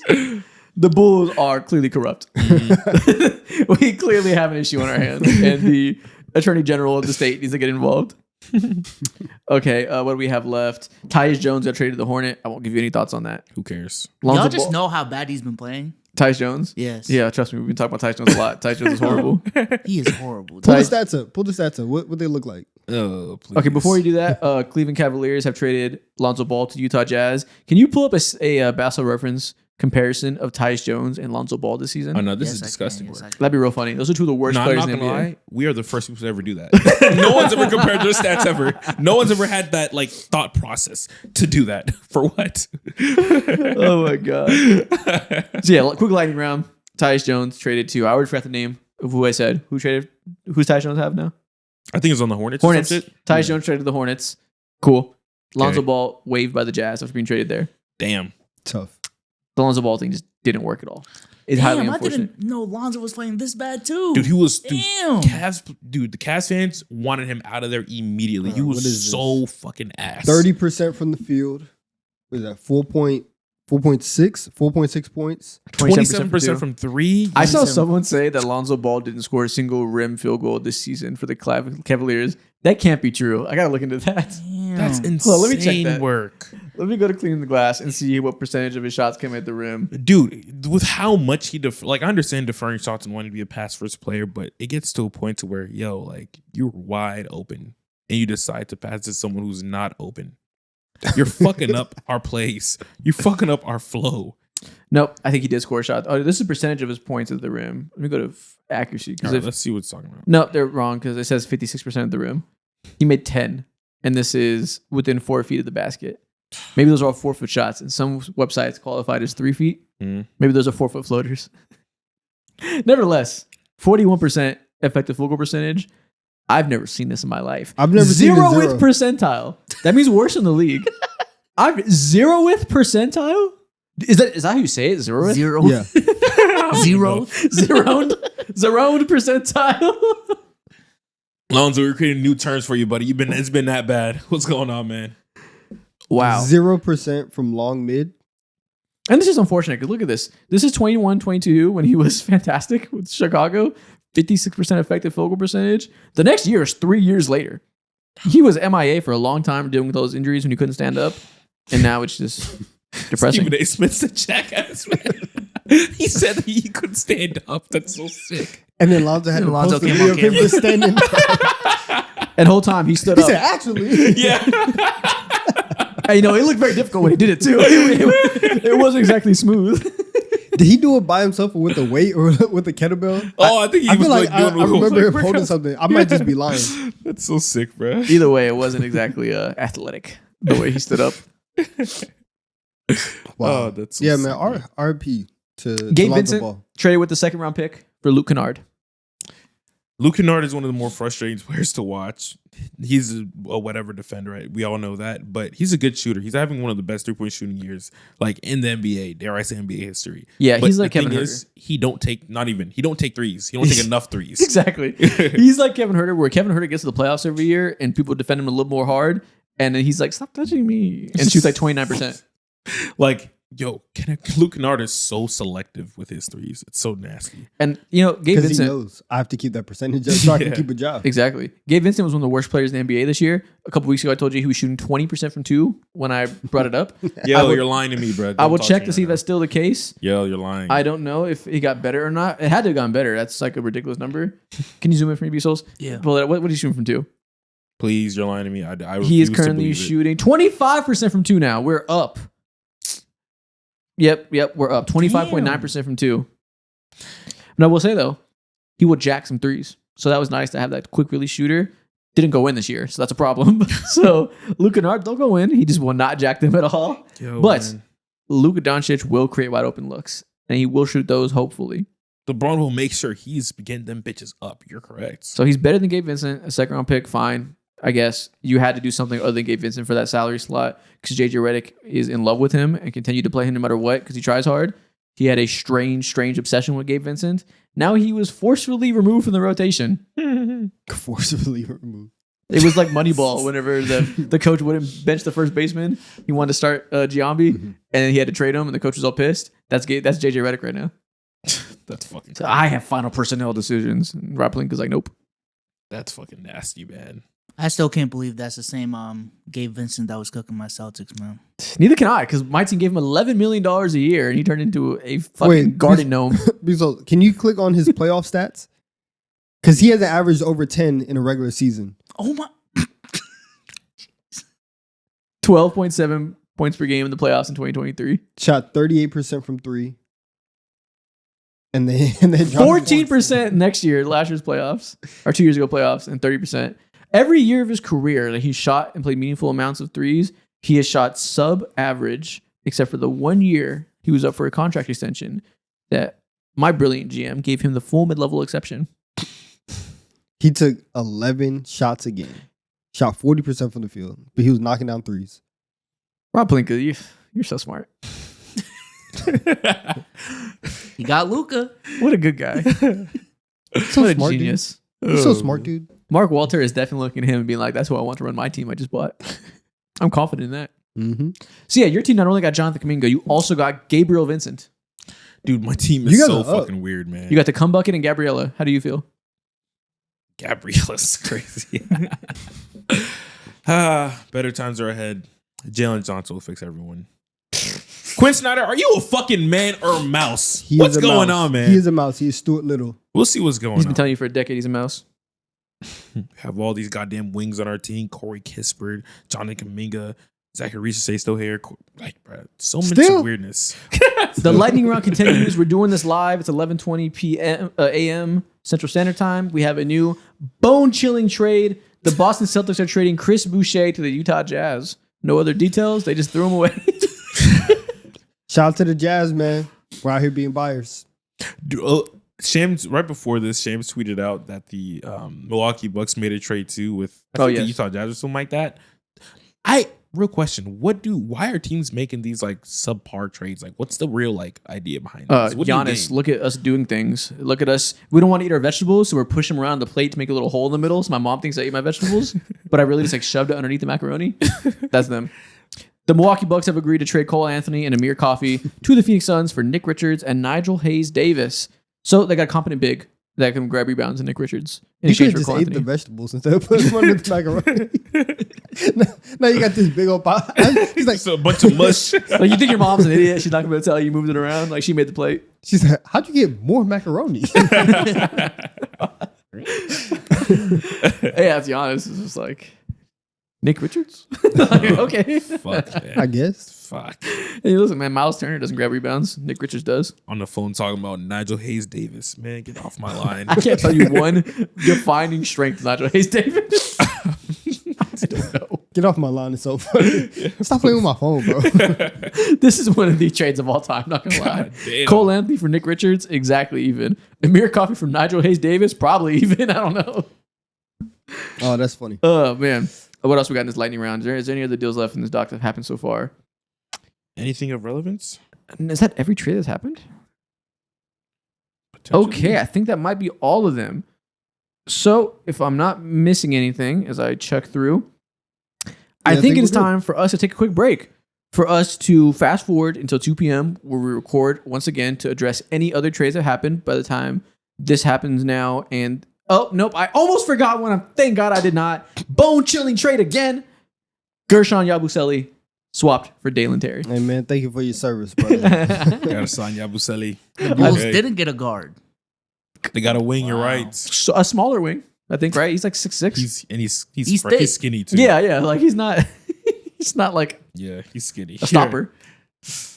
But it's a guard, it's a wing. Hey, man, more diversity. Okay. Oh, well, I was thinking, for some reason, I was thinking the Bulls got Dalen Terry. I forgot they're saying, no, they got big ass Gershon Yabusele. Yeah. Okay. Yeah. Big My- ass Yabusele. I was thinking about Dalen Terry. I got it backwards. Oh, okay. What'd you say? Nah, I said, have y'all seen? Nah. No, I can't. Wait, what'd you say? speak your mind. Have y'all seen how thick Yabusele is? You so amazed right now.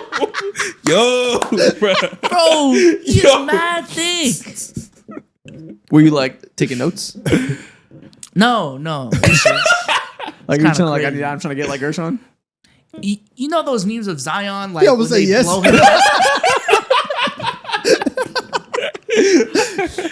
He said Loki. Those memes of Zion when they blow him up, that's like Yabusele. Like, it's all the dog. time. Oh, when they Photoshop Zion's face on a Booger McFarlane, that's Yabusele. In real life, no photo, no effects, no photo filters. That's a thick guy. Oh man, What do you think he does to maintain that? Is he like eats a lot of fufu, man? He eats a lot of rice. He eats a lot of potatoes, man. Yeah, man. or does it come natural like a lunch lady? Both. That's what I'm both. saying. It's in the Yo. genes. He just be who he be, man. Yeah, bro. He eats a lot, man. He's like So- a librarian. How many proteins? How many Fill grams it of up those protein do you think scrubs. he eats a day? What? How many grams of protein do you think he eats a day? All of it. 400. 400 grams of Yeah. protein. Probably, bro. He's so big. I mean, if you get the one per body weight, he's got to get to 300 grams of protein a day Damn, man. to maintain, like scientifically. You can do that at 6'7". Yeah, like calories in, calories out. He needs 300 grams of protein a day to maintain that physique. I promise you he does. Yeah. Fuck, He's just housing steaks. man. Welcome to the city, Yabusele. Yeah. You gonna see him in person? You're right. Bro, Yeah. facts. Gonna whistle. Yeah. Cat call him across the street. With that being said, Bro, we are- let's link. Let's link with Look Yabu. at Yabu. Bro, let's go on a food tour with Yabu selling. He's got to pay though. Oh, of course. I'm not touching that Pay bill. for this. I'm not touching that bill with Yabu. Keep me away. Keep the TD3 card hidden. With that being said, we are either, I'm going to play this transition swoosh graphic right now. Either you're going to go to TikTok time, or you're going to come back to more trades that have happened at the end of the deadline that we have to react to. If it's bullshit and like Jordan Clarkson is traded for nothing, we're not going to talk about it. But if you see us again talk about trades, something cool happened, you're going to see our live reaction.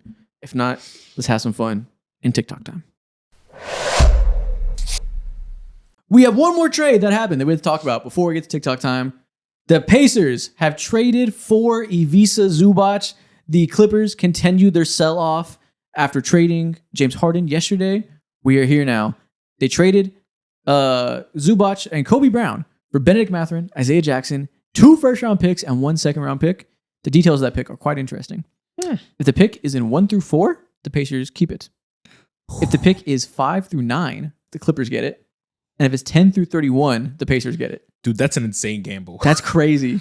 That's an insane bet, man. And that's the What's the 2026 draft. standings what are the standings looking like right now? They have top 4 odds, I think, or close to it. And that's a 2026 pick, as well as giving up the 2029 unprotected first round pick. So basically, they're saying if we can get AJ DeBonsa, Cameron Peterson, or Cameron Boozer, cool. We want the top 4 pick. If it's going to be a middling first round pick in the lottery, like the 8th pick or something, we'd rather have Zubac and compete next year with an all-star level big next to Tyrese Halliburton. And what that Man. also means is for Pacers fans and NBA fans around the world, say goodbye to Pascal Siakam. You will not see him again for the rest of the year. Right now, there's 5 teams with 13 wins or less. The Pacers are one of them. They currently they have the 3rd odds or the 3rd best odds for the number 1 overall pick. They will lose every game from here on out because that little small window, it seems small. It's massive. It's everything. That is humongous. To get the top 4 pick protected, the difference in getting the 4th pick or losing it and getting nothing and it goes 5 to the Clippers is insane. If you can get, even if it's not the top 3 guys, if you can get Caleb Wilson at 4, that is massive to pair him and Zubac as your additions next year with Halliburton coming back. Man, they gave up a lot. They really believe in Zubac, man. And then on top of that, too, you're giving up a 29 unprotected pick. Now, assuming they're going to be good because they're still a relatively young team led by at least like a young player in Tyrese Halliburton. But man, that's a haul. Shout out to the Clippers for getting like the peak value for him. Yeah, that's really good for them. It also, just because they are the Clippers, it is funny that as soon as they started doing good, they're like, yeah, tear it all down. Yeah. They said we can't do this anymore. They knew themselves. They knew this run a little fluky. We're fine. They're gonna trade everybody. Steve Ballmer's gonna come out and be like, had y'all shook though. Y'all shook those very true. What's funny is this whole year, the whole thing has been they suck, but they get no pick. That's fucking tragic. What if it gets 5 and they draft? I don't know who number 5 would be right now, where they're at. I don't know if you know a forward that would make sense off the top of your head. But if they can have next year Garland and a number 5 pick, that could be a like top tier prospect still. Like if Caleb Wilson falls to 5 because the Warriors number 4 wants a point guard, that's a pretty surprisingly great outcome for the Clippers. Yeah, dude, it's fucking top tier, honestly. And then on top of that, too, okay, you get former lottery pick and Benedict Mathurin, who's like not a complete nothing, but he's like additive to what you have, which is nothing currently as we speak in time. Great move for them. This is for the Pacers next year, though. This is exactly what you want because you're gonna have Halliburton, you're gonna have Nesmith, Nembhard, Siakam, Zubac. That's a team that if Halliburton comes back and is 100%, we're back at the top of the Eastern Conference. Dude, we can make a run. Take it to Bonza, Halliburton, Nembhard, DeBonza, Siakam, Zubac. Oh my God.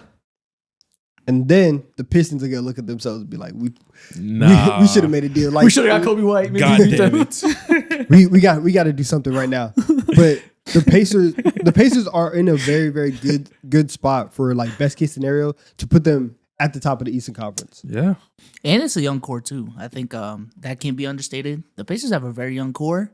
Honestly, this was just a gap year for them, but they've been like contenders in the East for a minute now. And Zubac isn't old. He's not 30 yet. Like, Yeah. How old is he? I was just about to I'm guessing I like feel 28. he's Yeah, 28, 28, 27 yeah. or something like that. we're cooking. Prime ages. What's this? Siakam like 30 now? Yeah, Siakam? I think He he's like has to 30, be. 31 or Yes. something. Yeah. So a few more years left with him, but he's obviously a guy that's going to be like the guy that goes out and replaces the next generation when Pacers do what they always do and recycle players and stay on that same level. Halliburton and Zubac for the next 5 years, potentially. Very aggressive buy. He's better than Miles Turner, obviously. They'll have to figure out the new look with Halliburton because they're used to that spacing five, that certain style they played with. Now you have an amazing screener, which is something that nobody would ever accuse Miles Turner of. Nobody would ever accuse him of being strong and thick and setting good screens. Use him. Great rebounder, finisher. Nobody would ever accuse Miles Turner of doing any of these things well.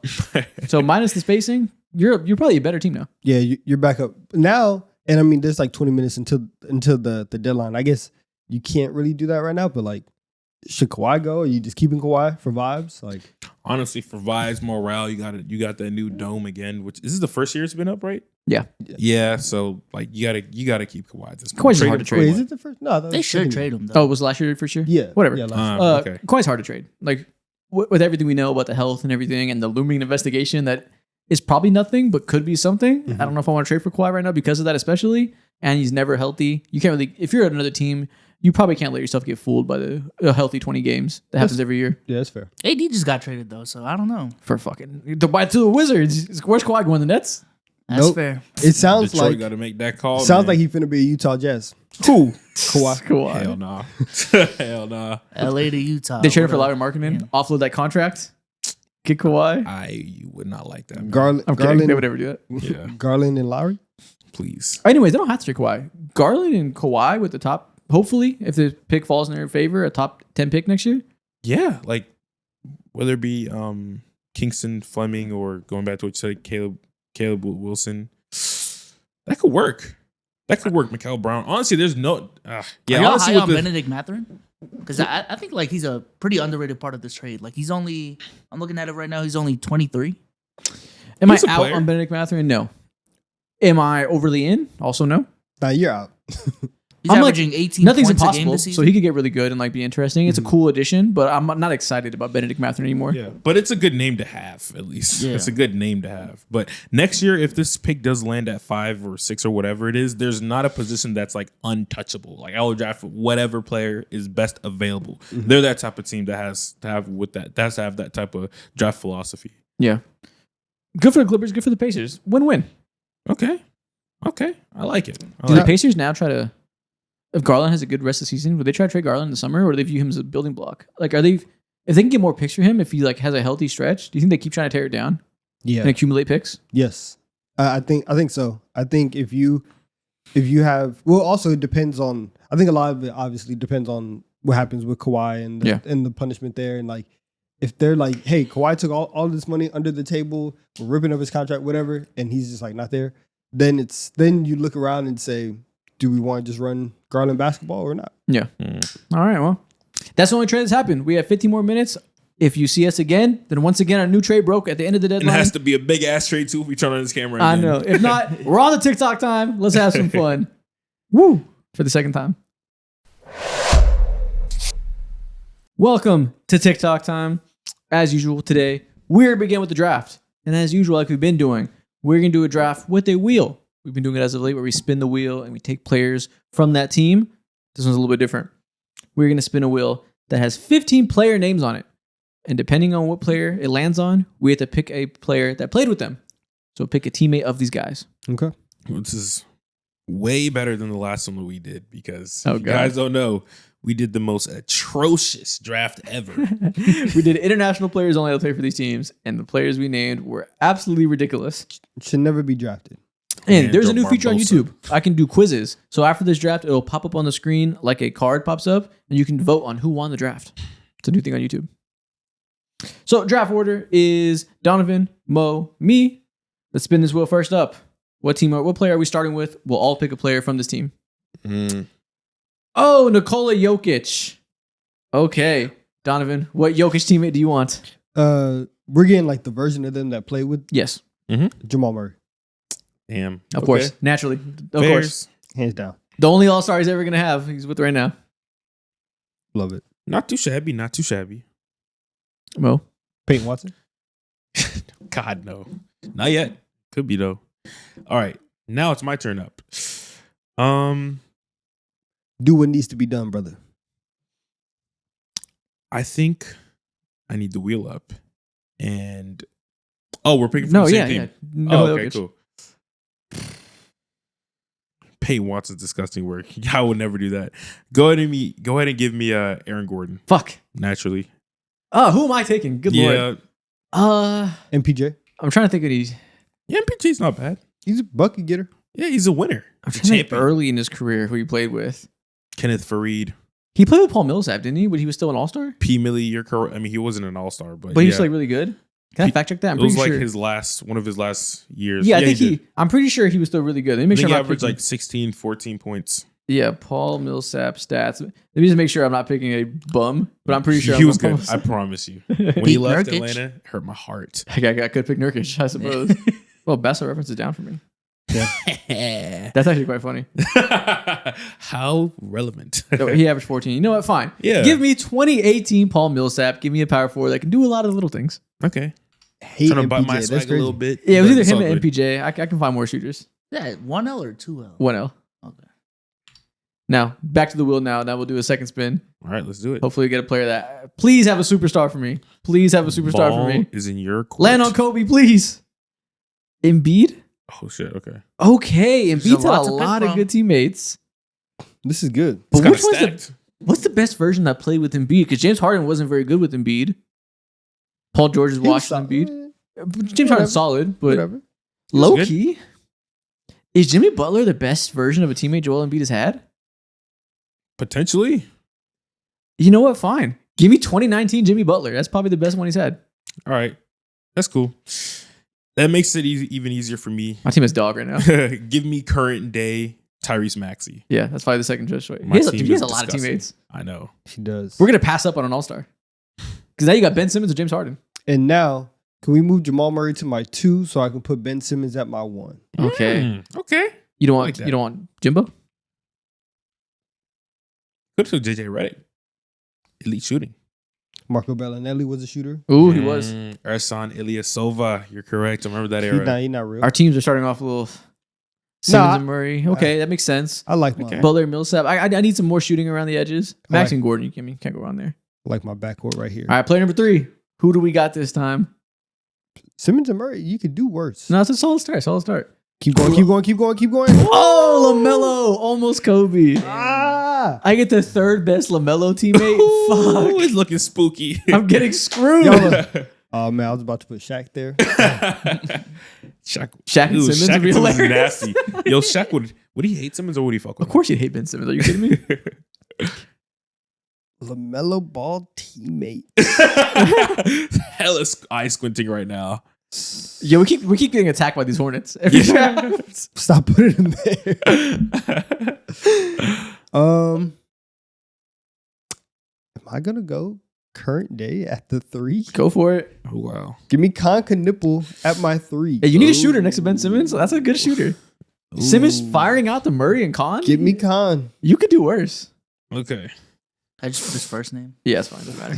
Okay. No, you must spell his last name. Listen, man, Terry Rozier has some years. Get a moment. Okay, so there's He had a run. One, maybe two obvious answers here. Could go Brandon Miller, but I think I could do a little bit better than that. So that's why I'm taking Gordon Hayward, I guess. Welcome to my team. Put him at my 3. Yeah, for a season. He was good. You let him to the play-in. Nice. Blown out, But hey, when's the last time the Hornets went to the play-in? 30, When he was there.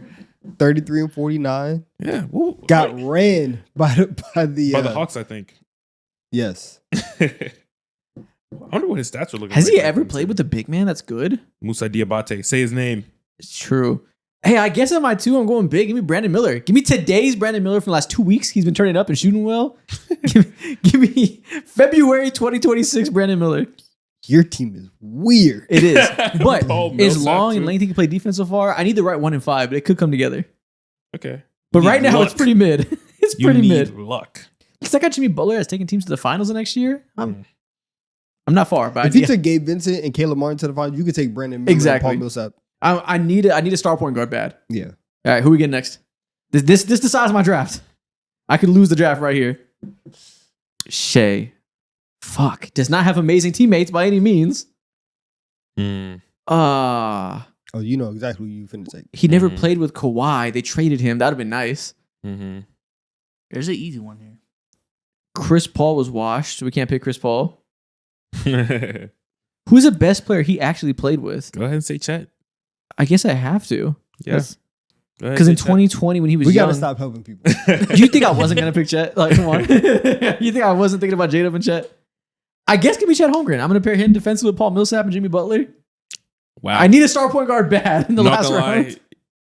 Wow, you sold because CP3 was not washed a year at all. He If- averaged like 17. If you want old, He CP3, was go for not it. washed. You are tripping. Wasn't You he are an all-star smoking. that year?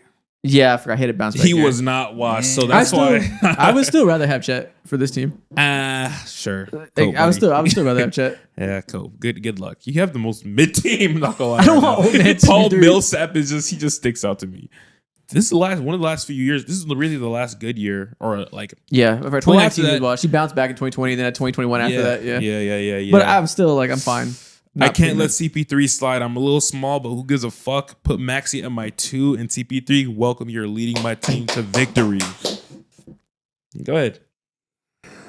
Needed that. Yep. Go ahead. Take Needed- Montrezl Harrell. Needed that. Please put J-Dub at my 4. Okay.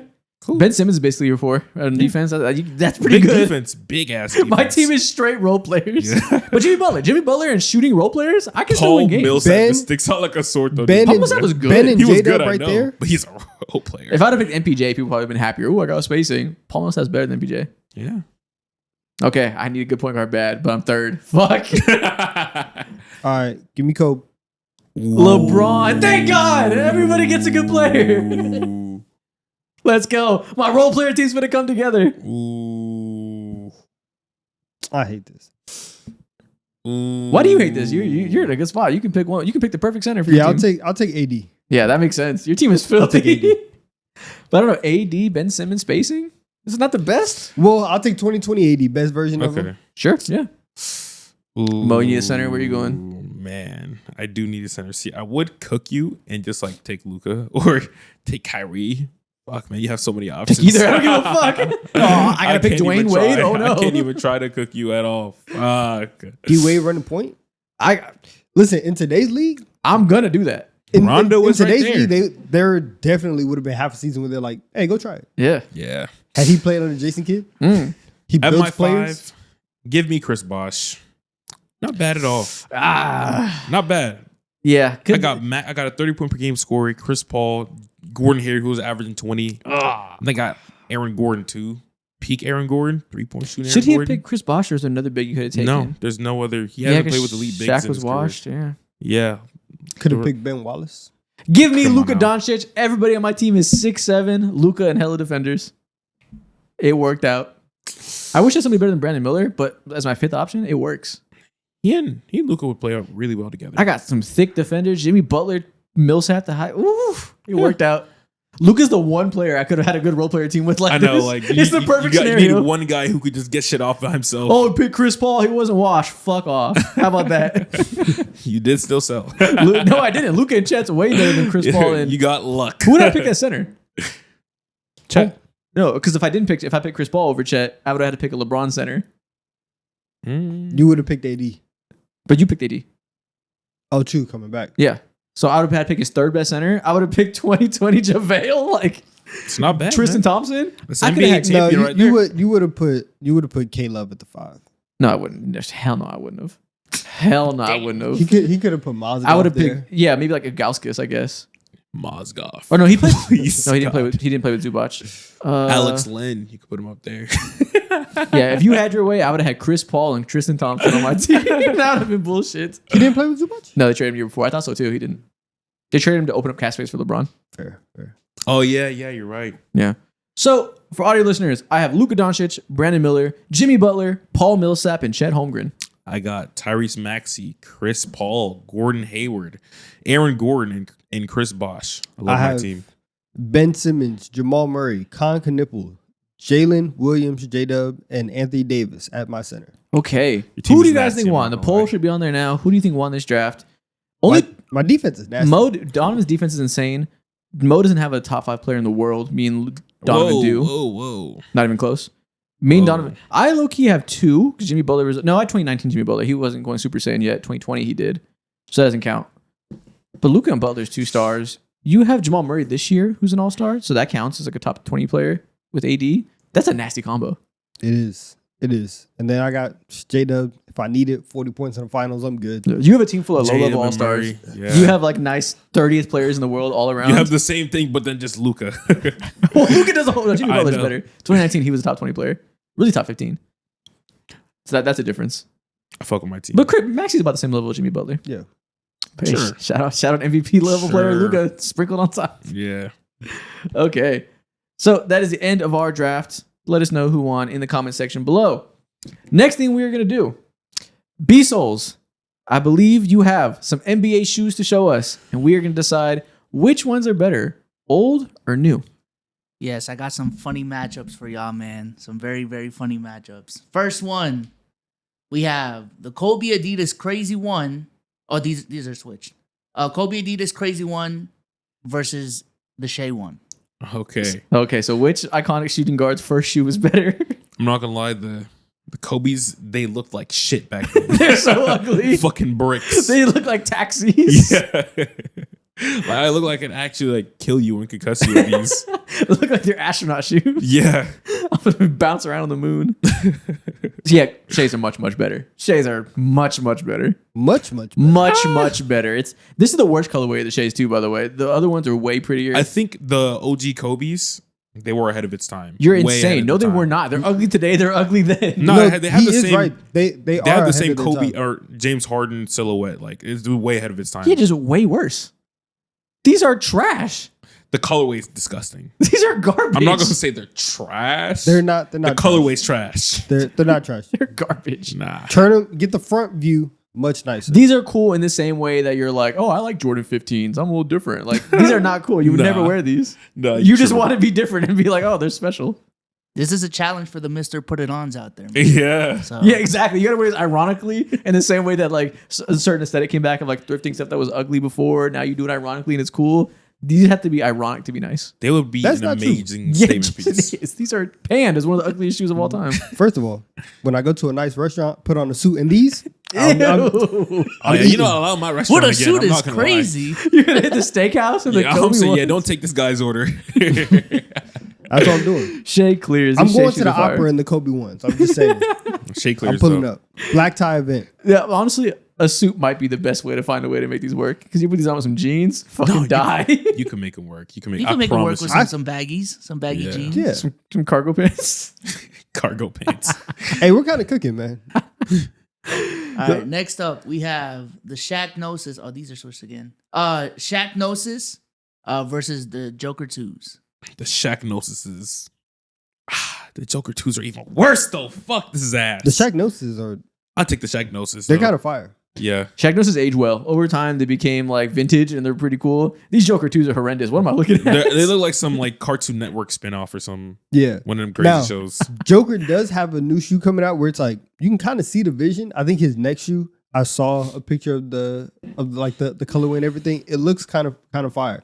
This other one is very stereotypical for big men who have signature shoes, which Oh is God, I was finna say they're garbage. they look like Zion shoes. which is we just need to give you as much support as your 270-pound body. These shoes look like they're made of concrete. They look like they can hold up a building. Yeah, bro. But the little rings are cool. That's a shoe that's ahead of his time. That looks cool years later. What? Shaq Gnosis. Oh, yeah, okay. for sure. I thought you were saying Yeah, the the Joker. Joker's just like, what? The Joker 2s look like Airwalks. Like I buy them at Journeys. You got to be 12 to love these, man. Dude, there was an era like 2012. People were wearing those shoes from Journeys that were like leather, had the big tongues. I forgot what they're called. DCs? Not DCs. They're kind of like that, but they were high tops. I can't remember last the week name. I was dying. DCs. But yeah, obviously Shaq wins. Yeah, Shaq Gnosis clears. All right, we have the Reebok questions for Allen Iverson and the AE1s. I'm not gonna lie, this is tough. This is the hardest one we've came across so far. Both strong. Yeah. In the moment, both came out and were revered as like instant classics. Yeah. When I was like 3 years old, I had questions. I have pictures of me in baby questions. Really? They were that like special? that. I was 3 years old. My mom bought me questions. They're fire. They're fire. I'm not. I have a pair of questions right now. Oh, you do? I do. I think both are amazing. You can't wear the AE ones for fashion. Questions work on and off the court. That probably has to win. AE1s it's one of those shoes that's kind of bringing it back though. To wear them as fashion? Yeah, we saw some rapper do it, Wale or something like that, right? Well, yeah, Wally's in the DMV though. They always wear shoes like that in the DMV. That's just their thing. Just weird up there. They just like sportswear. Yo, they are weird. up there. They wear Under Armour and like they wear sportswear. It's like their thing. Stupid. It's got to be the questions, but the AE1 are so close. If any modern shoe could beat the questions, it would have been AE1s. Yeah, but right now I'm letting nostalgia kick my ass. I'm taking the AIs. I'm going questions here. They have longevity. Like you can still wear them. Mm-hmm. Clean sweep. Okay. Next up, we have the Starburys versus the Adidas Dons. Oh, I'm going Starburys. I used to have them. Yo, he's lying. I promise you. He loves these ironic, ugly shoes. You're not wearing these today. These I 2K generics. What are we I doing? promise you, I had a pair of them. I believe you. Yeah. I also promise you, you're not wearing them today. You're not wearing them today. You can't. You can't pull this I off. promise you two things. One, yes, I can. Don't doubt me. pulling these off? And two, I looked up because Starburys were coming back. He announced that they were Hey, coming he back. needs some money. The return. He said They're he coming was back to hope reviving somebody does them, and everyone's like, "Yeah, okay, buddy." Yeah. He said he was reviving the brand, and I was looking because I wanted a pair. Again, I you like love them. you love irony. That's the thing. I liked them. No, I rocked them. Dude, I what think does that this they're shoe cool. do for you? I don't know. Like, it don't look like it's helpful for The performance. Starburys look like I drew them. I sketched them from memory. Look how undetailed they are. Now we hate simplicity. Everything. Look at the D Mitch. It's a lot going on. I honestly, the D Mitches, there's some of them that I actually really rock with. This specific one, I do think is kind of. I agree. This is terrible. The first D-Mitch with the spider on the tongue was fire. Yeah. These are quite horrible. So I'm gonna say neither wins. Yeah. I'm going Damn. Starburys. I'd rather walk barefoot. I guess it has to be the D-Mitches, but I don't feel good about it. Yeah, All right. same. Nah, the Starburys is like that. Next up, we have the ZO2s versus the LaMelo 5s. ZO2s Battle are of the old. Ball Brothers. ZO2s are old now. It's crazy. Dude, didn't he make a song about these too? I made several. The ZO2s were $500 if y'all don't remember. I remember that. No, and I they fell remember. apart, or you didn't get them in the mail. Yeah. one of the two. I remember that. Man. They're not ugly though. The Shout out ZO2s to are not Black ugly. Entrepreneurship. We're going with the ZO2s. We're Black going with History Month, you for Black correct. History Month. Salute. We're standing with the black father who wanted to make an empire out of his family. I'm going with the ZO2s. And- You can't get the MB .05 without the ZO2. And you couldn't pay me to wear those Polly Pocket shoes in real life. It's facts. I'm going with the ZO2s. I'm not 11. Sleep. Those I'm not 11 years old. Are you 11 years old? What Low-key? goes on? I don't know. I'm gonna be 11, dropping 30 on the court with them. Next up, we have the Reebok Kamikazes by Sean Kemp. I believe these are Sean Kemp shoes. And Zoom Freak. Hey, but why do we pick these Zoom Freaks that look like indoor soccer shoes? They look like they're like golfing shoes. You're They're all right. fabric. Yeah. Is this like the newest version of the Zoom Freak? I believe so. What number is he on now? Like 6? Maybe Yeah. the first 2 fire. Mm. I really did enjoy them. I don't know if the last couple ones have been good.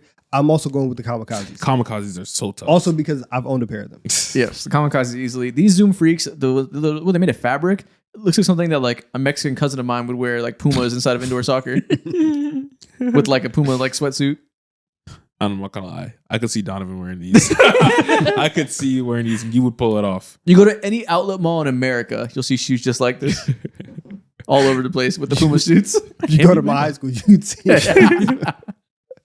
I'm going kamikazes. As you were describing that, there's one person in particular I was like, that's you. What's his name? Edgar? No. Oh, All right, next we have the Puma Clydes. These are Walt Frazier shoes, and the 741s by Jaylen Brown. 2 different lanes, honestly. Very. These Puma Clyde hold up today. These are fire. Like that's just a cool regular shoe. Do I have to get on this? I could definitely see you wearing that. Do I have to get this? How much are they? Probably like $90. $65. Those do look fire though. Yeah, I do like the Jaylen Brown shoes though. It does. It's weird as fuck. It does work for me, but you're putting them up against a heavy hitter here. Yeah. Are we getting Puma Clydes as a show? No, we're not matching. Hell no. You're on your own, buddy. I just talked about how Pumas are only wearing outlet malls, and now you want me to wear some Pumas? I'm taking the Jaylen Browns. These are clearly fire though. Hell, all right, now you guys have been talking about me being ironic. Come on now. I would if I'm You playing legitimately basketball. want to be different. No, if I'm playing basketball, I'm taking the Z4 ones. Ooh, okay, yeah. First of all, also L Reader that Yeah, says Z4 can't read. They look like Z4 ones. I'm not gonna lie. You give Z vibes. No, I'm not gonna lie, bro. Oh yeah, for playing basketball, obviously playing basketball in the Jaylen Brown shoes. He's just in the 40s and having to hoop with some Yeah. Clydes. What are we doing? In Converse. But I'd rather wear the Clydes for fashion, so it's a draw. Okay. All right. Next up, we have the battle of the athletic guards. We have the D Rose ones versus the Ja threes. Hey, these D Rose ones age horribly. I'm not gonna lie. When they first came out, I thought they were so tough. He re-released them for his retirement. These are ugly as fuck today. They retroed the Rose ones. In the moment, remember the stripes in the back? They were iconic. They were everywhere in middle school shelves. Mm-hmm. These only look good if you're also rocking the ankle brace with them. I do think that the Ja 3s is one of, I think the Ja 3s is like whatever pyramid, like top 15. I think it has an argument for being one of the better basketball shoes of modern NBA. Yeah, Like, 2020s is probably top 5. Well, actually, it's Easily. certainly top 5 for 2020s. Easily. it's yeah. top 3 in the 2020s. Even if we go back to from last 15 years is like top. I still think it's top 5. Ooh, I don't Wow. know. Early Top 2010s 5 is though. tough. Early 2010s, there's some heavy hitters. It's a lot, but in terms of like, because I'm not gonna give like repeats. Like for starting with Kobe 4. I mean, with KD 4s, Kobe 7s, Kobe 8s. There's a lot. these Ja 3s are special. They are. I'm not gonna say Yeah. top 5, but I could get with you when it comes to top 15. I'm super high. I'm like unreasonably high on these Ja 3s. No, I feel you. I love You them. really, really want some. I gotta I get you love some them. for your birthday because you won't shut up about them. The Every Ja time they come threes up. are Because fire. they're as good. They're as good as a basketball shoe has been in a while. And like every once in a while, you'll see some pop up. But these are Tough. like that. They look like they'd be good for football cleats if you made a football version. I've seen people already have. Really? I think so. That makes sense. Already turn them into cleats. Okay. Yeah. Easily win Ja. Shout out to D-Rose for their time, but no thank you. Next up, we have the Jordan 1 versus the Book 1. Atomic Bomb versus Coffee Baby. Yeah, let's just put the greatest shoe of all time. Yeah. What are you doing? Devin Booker, how do you respond? What do you got for me, Dev? Yeah. Yeah, this is pretty easy. Devin Booker has one of the worst shoes, man. Come on. Next up, we have the Chuck Taylors versus the Langston Galloways. No. This The has to have a special place in your heart. Q4LG9Ss. Yeah, it sounds like a brand new Samsung phone. I'm going with the Chuck Taylors. Sounds like here. a smart fridge. That sounds like a car, bro. What the fuck? I'm going with the Chuck Taylors here. Yo, what is happening with this Langston guy? What brand is this? What I is think that? this is the same brand Jokic is under. I think. They just doing stuff. Was it over say there. like 495 or something? Some number? They're drawing shoes with their eyes closed. Yo, can I have shoes, man? These are AI generated. Facts. They look like an AI generated shoe that tried to make Jordan 11 lows. Oh, Yeah. I know. This is the same company that also has signature shoes for Spencer Dinwiddie. They're cornering the market on bullshit no one wants. Oh my god. They're cornering the market. Who's buying these? Like, We got to investigate this are company. these big in other countries? You think like Chile really loves Langston Galloway? They're Now you cheating. know the answer to that. They're money Yes. laundering. You know the answer is no. Come on, man. I don't know. Like Singapore really fucking loves Langston. Come on. Nah. All right. This is easy. Well, different reason for that one. Ew. Obviously, we're the Chuck Taylors, the OGs have Now I heard lasted they to cool today. over there. Hmm? I heard they cool over there. In Singapore? I think they're cool over there. Okay. I think it's the surrounding ones that beat Ah. them. All right, this next one is very, very nasty. Probably the nastiest one on this list. This is the Battle of the Freaks. We're not pairing up Zion in the same freak conversation. Yeah, as Nasty different Man. freaks, but freaks These are in their own these are right. different weight okay? classes. Yeah, Ooh, different shit. weight classes, still freaks though. Different all freak elo. We have the Apex Mailman by Karl Malone, and then the Jordan Zions. I've actually never seen the mailman shoes. I've always thought that Patrick Ewing shoes Yeah. were the bulkiest I've ever seen. Mhm. I thought these look like you're playing in bricks. These are Bro. crazy. These Why are- they're so compact? They look like baby shoes. You look like you can They get through do. some snow with those shoes on. Why are they so compact? They look like they're a fake version of a real shoe. Do every version of the mailman come with the signature on them? Probably not that. That's probably on there. But I bet they all come on Mailman 32 on the side. 100%. Yeah, I Ew. think that's Also, what is Man. Apex? I've never heard of this. That sounds like a mountain brand. it's Yeah. it's old They brand. probably failed like shit. Yeah. It sucks. I want to give it to Zion. Malone Yeah. with the face. In principle, I will never give anything to Nasty Man. So I want to go Zion. But goddamn, is Zion's shoes some bullshit? Now, if the colorway was better, I'm taking the Zions. Dude, that is the most Nah. generic basketball shoe I've ever seen. No wonder they're canceling his shoe brand. That is nothing. That's just plastic. There's no personality there. That looks like every other basketball shoe. You think they're canceling it because of the shoe? Nobody wants to buy it for whatever reason. I don't think the design For helps. whatever reason. Listen, nobody buys anything from Jordan Brand. Carmelo Anthony and Chris Paul used to have shoes in them. Bricks. It's a minute. Because they also suck. The whole design. They can't team over design there. shoes at all. is Now, what I I'm will saying. say, CP3s, they were nice. There was a couple decent ones, but they were just decent. Hey, that means a lot for that brand. It does. It does. Do Like, they have different designers for Jordan than Nike? Yes. Yes. Okay. Because it's a whole different like company that they do. yeah. They got to do better, man. So we're going to Zion because we have to out of moral obligation, but I don't feel good about it. All right, next up we have the Dada Sprees by Latrell Sprewell and the Anta Kyries. Oh my Dada God. We get the sprees. fuzzy shoes or the shoes with spinners. Them shit's actually spin Nah, now. now if I could take it out and like make a fidget spin out of they that, actually spin? Yeah, I'm Hard. pretty sure they actually I'm going spin. with that. That's hard. that's tough. These honestly, these anti Kyries are kind of fire, but the shoes spin. Imagine They're iced out. now Yeah. if we take these basketball shoes, turn them into Heelys. You put the wheels on the bottom. Wait. Mm, Start Extend that. spinning. What if they have hydraulics and then bitches too? You're bouncing. We're on another move. You're healing down the hallway. We have to respect the spinner. We have to respect. Dada. We gotta respect The Dada Dadas, man. Ooh, Dada man, shoes are too cold. Dada, man. Shoes are cold, Dada man. We're going with Latrell. Also, Latrell Sprewell is such a cool name. You'll never see that name ever again in life. Not in this NBA. and I think It's like that Chappelle joke about Draymond Green. Latrell Sprewell got him beat. yeah.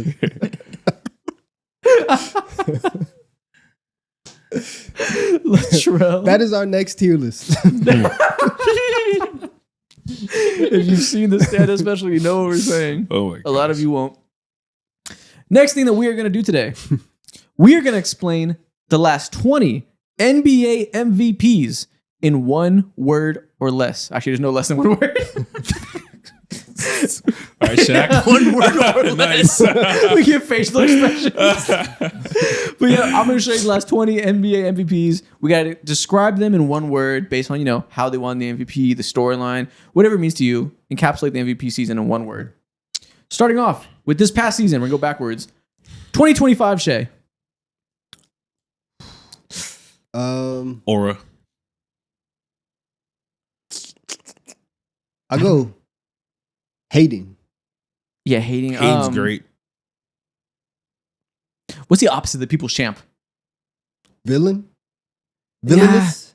Maybe a little villainous. People gave it to him begrudgingly. People really wanted to give it to Nikola Jokic. That's the best begrudgingly. Begrudgingly, against my will. I mean, they had to give him the MVP. Fully deserved it. Every NBA fan that doesn't live in Oklahoma or isn't on this couch really hated Shea for some reason. They decided he was the villain. Everything wrong with basketball and the way it's played today. Like he's the only one to ever draw a foul. And they wanted Jokic to win MVP, but Shea was undeniable, and he got it. Fully deserved, but he wasn't embraced by fans, as many other MVPs were, especially in their first MVP season. Usually you have to win a few to get like people to start disliking you winning one. First time they were like, oh, This guy. this guy. I will say, it is funny though, whenever somebody says that tweet and they're like, guess where Shay's at right Yeah, now? that should be That is funny. That was a good joke. Yeah. And a lot of jokes are dishonest and they're annoying. That's dishonest and funny. Yeah. Like that was like worth it. 68 and 14. Tough, man. One word to describe it, dominant. Like this is just one of the most dominant seasons Dominant. as a team and a player. 67.5 true shooting is fucking bonkers for 32 points per game. Fuck, man. 6 assists too. Well, when he's 68 games, like I can't believe people thought he didn't win MVP. Like that combination of things to be that efficient, that much of a scorer while your team is that good, just crazy. And defense. Forget about defense. Yeah. Lockdown defender. Mm. I'm kidding. Go over like glazing, but Yeah, okay. That one makes sense. That one's easy. carry on. 2024 Jokic. These numbers feel so pedestrian compared to what he's doing now. I know, It's he so weird. He leveled up and stopped winning MVPs. 26, 12, and 9? Bum. Pretty amazing still. Fake. I'm gonna go fake because the numbers don't seem real, Yeah. and everything that you guys just said of like these numbers look pedestrian compared to what he's doing. Yeah. The past 5 years, every time you look at a Jokic stat line, it's like, how is this actually happening? It doesn't feel like an actual player. I'm gonna go stamped. When he won his third MVP, it's like, oh, okay, this is one of the top 15 greatest players of all time. 3 MVPs in a ring is crazy. When you get the third one, it's like, oh no, you're in rarefied air. Only a handful of guys have ever done that. Man, you say stamped. I'm gonna say enigma. Like he's just fucking special, bro. No one's ever seen this combination of scoring, rebounding, and playmaking from that fucking position at such a high level, especially too. What a guy. My king. What a legend. My blubbery goat. Rob Luka. My bad. My bad. That's 2 words. That's 2 words. 2023 Joel Embiid. Oh, Farce. Farce. Fraudulent. Fraudulent. Mm. Scammer. Stolen. Stolen. merchant. No, honestly, this one was like owed. Like people felt like Joel Embiid was like, it was his time to win MVP was a thing. It was a very close race in him and Nikola Jokic. Joel Embiid had a very worthy MVP season. The problem is so did Nikola Jokic, and people like him more. I think he's marginally better. So when it's a close to a tie, people want the better player to get it. Joel Embiid was fully deserving an MVP, but I think the tiebreaker in reality was that he didn't have one yet. So Perkins. You think he Perkins. Yeah. Layaway. MVP layaway for sure. But yeah, I think because we talk so much about how Nikola Jokic was a better player and like maybe more worthy in your eyes, we act like Joel Embiid didn't deserve it. This is clearly MVP numbers. 65% true shooting for 33 points. That's still fucking nuts. Like that's crazy. Damn, man. This season was nuts. Like this is one of the most skilled big men I've ever seen. Oh, yeah. This is a Harden year too, right? Man, special. 4 assists per game. He was playmaking a little bit more early in his career. He had kind of a black hole that couldn't pass out of double teams. That Special. came around. This is when his handle was nuts. The mid-range jumper was nuts. This is still one of the best players of all time. Yeah, and I think this was the year where rookie Wemby walked into his building and he gave him fucking 70. Yeah. Or no, that was the next year. Was it? Yeah, because Wemby wasn't in the But league he yet. had 70. He gave Wemby 70 on the way to about to be back-to-back, but then he got hurt. Wemby wasn't in the league yet. Wemby was 2023 draft. Yeah. So he was after this. But Yeah, he had you're a right. game Wemby was against after this. the. He gave everybody 70 this year, it felt like. Damn, bro. He had a game against the Jazz. I think that he went crazy where he might have scored 70 In 23?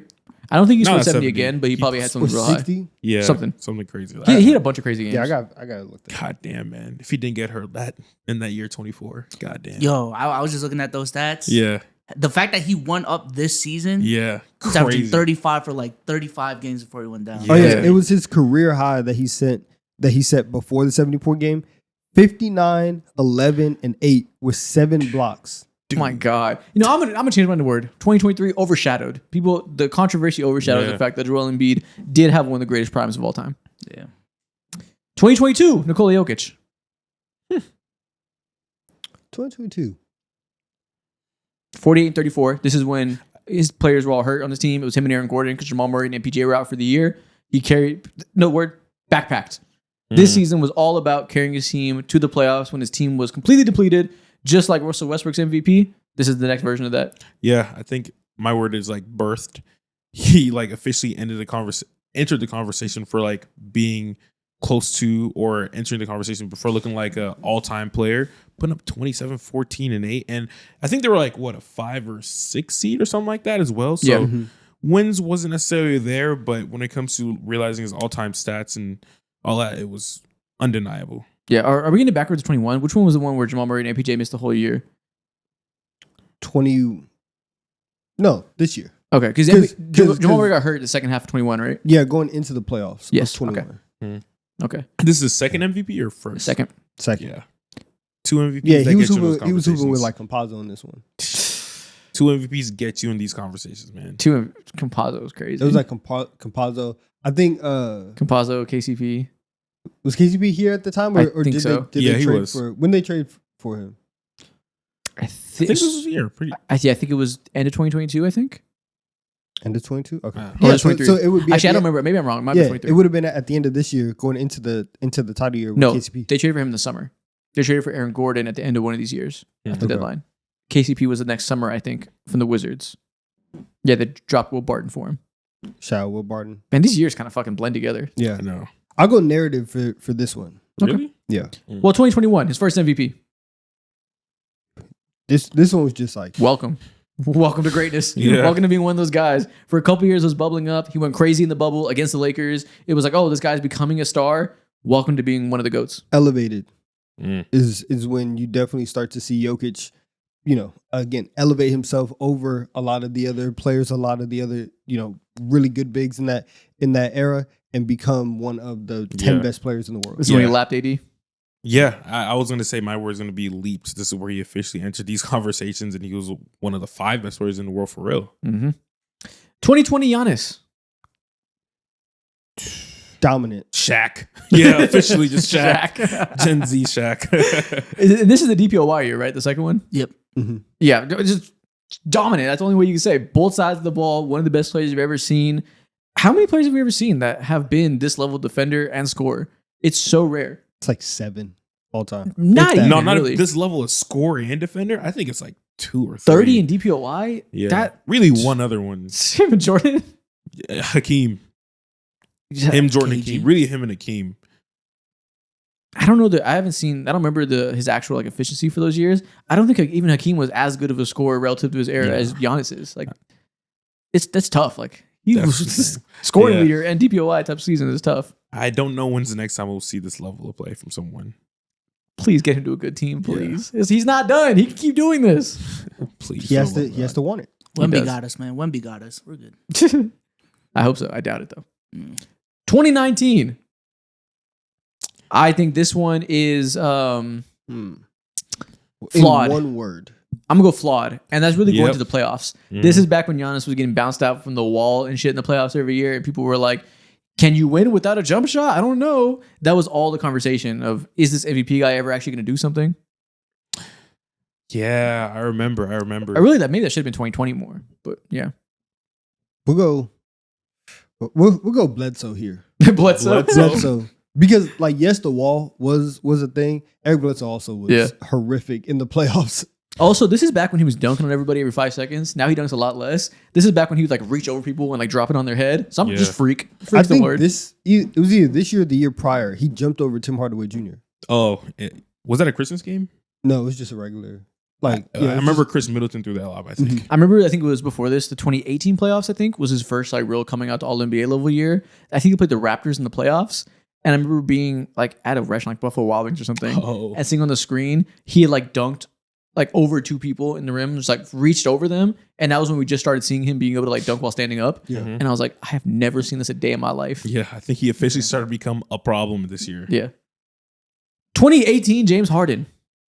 I'll say ode for this one Mm. because there were a lot of years where James Harden, his scoring was up there, his assists were there. I'll say finally. He finally got his MVP. Yeah, and so you can make the argument that this should have been a Bron year, but with the year that James Harden was having it's like, all right, we should probably get him one. No, yeah, they were the second best team in the West, the only team to rival the Warriors. This was 100% his year. Finally got it. The team success was good enough. His production was good enough. Wasn't overshadowed by one of the best Steph Curry seasons of all time. Finally. This is the definition of deserved, bruh. Like, he's been routinely a top 5 player in the league. He's broke the NBA at that point in time in so many different ways. People were fucking guarding him from behind, from the side.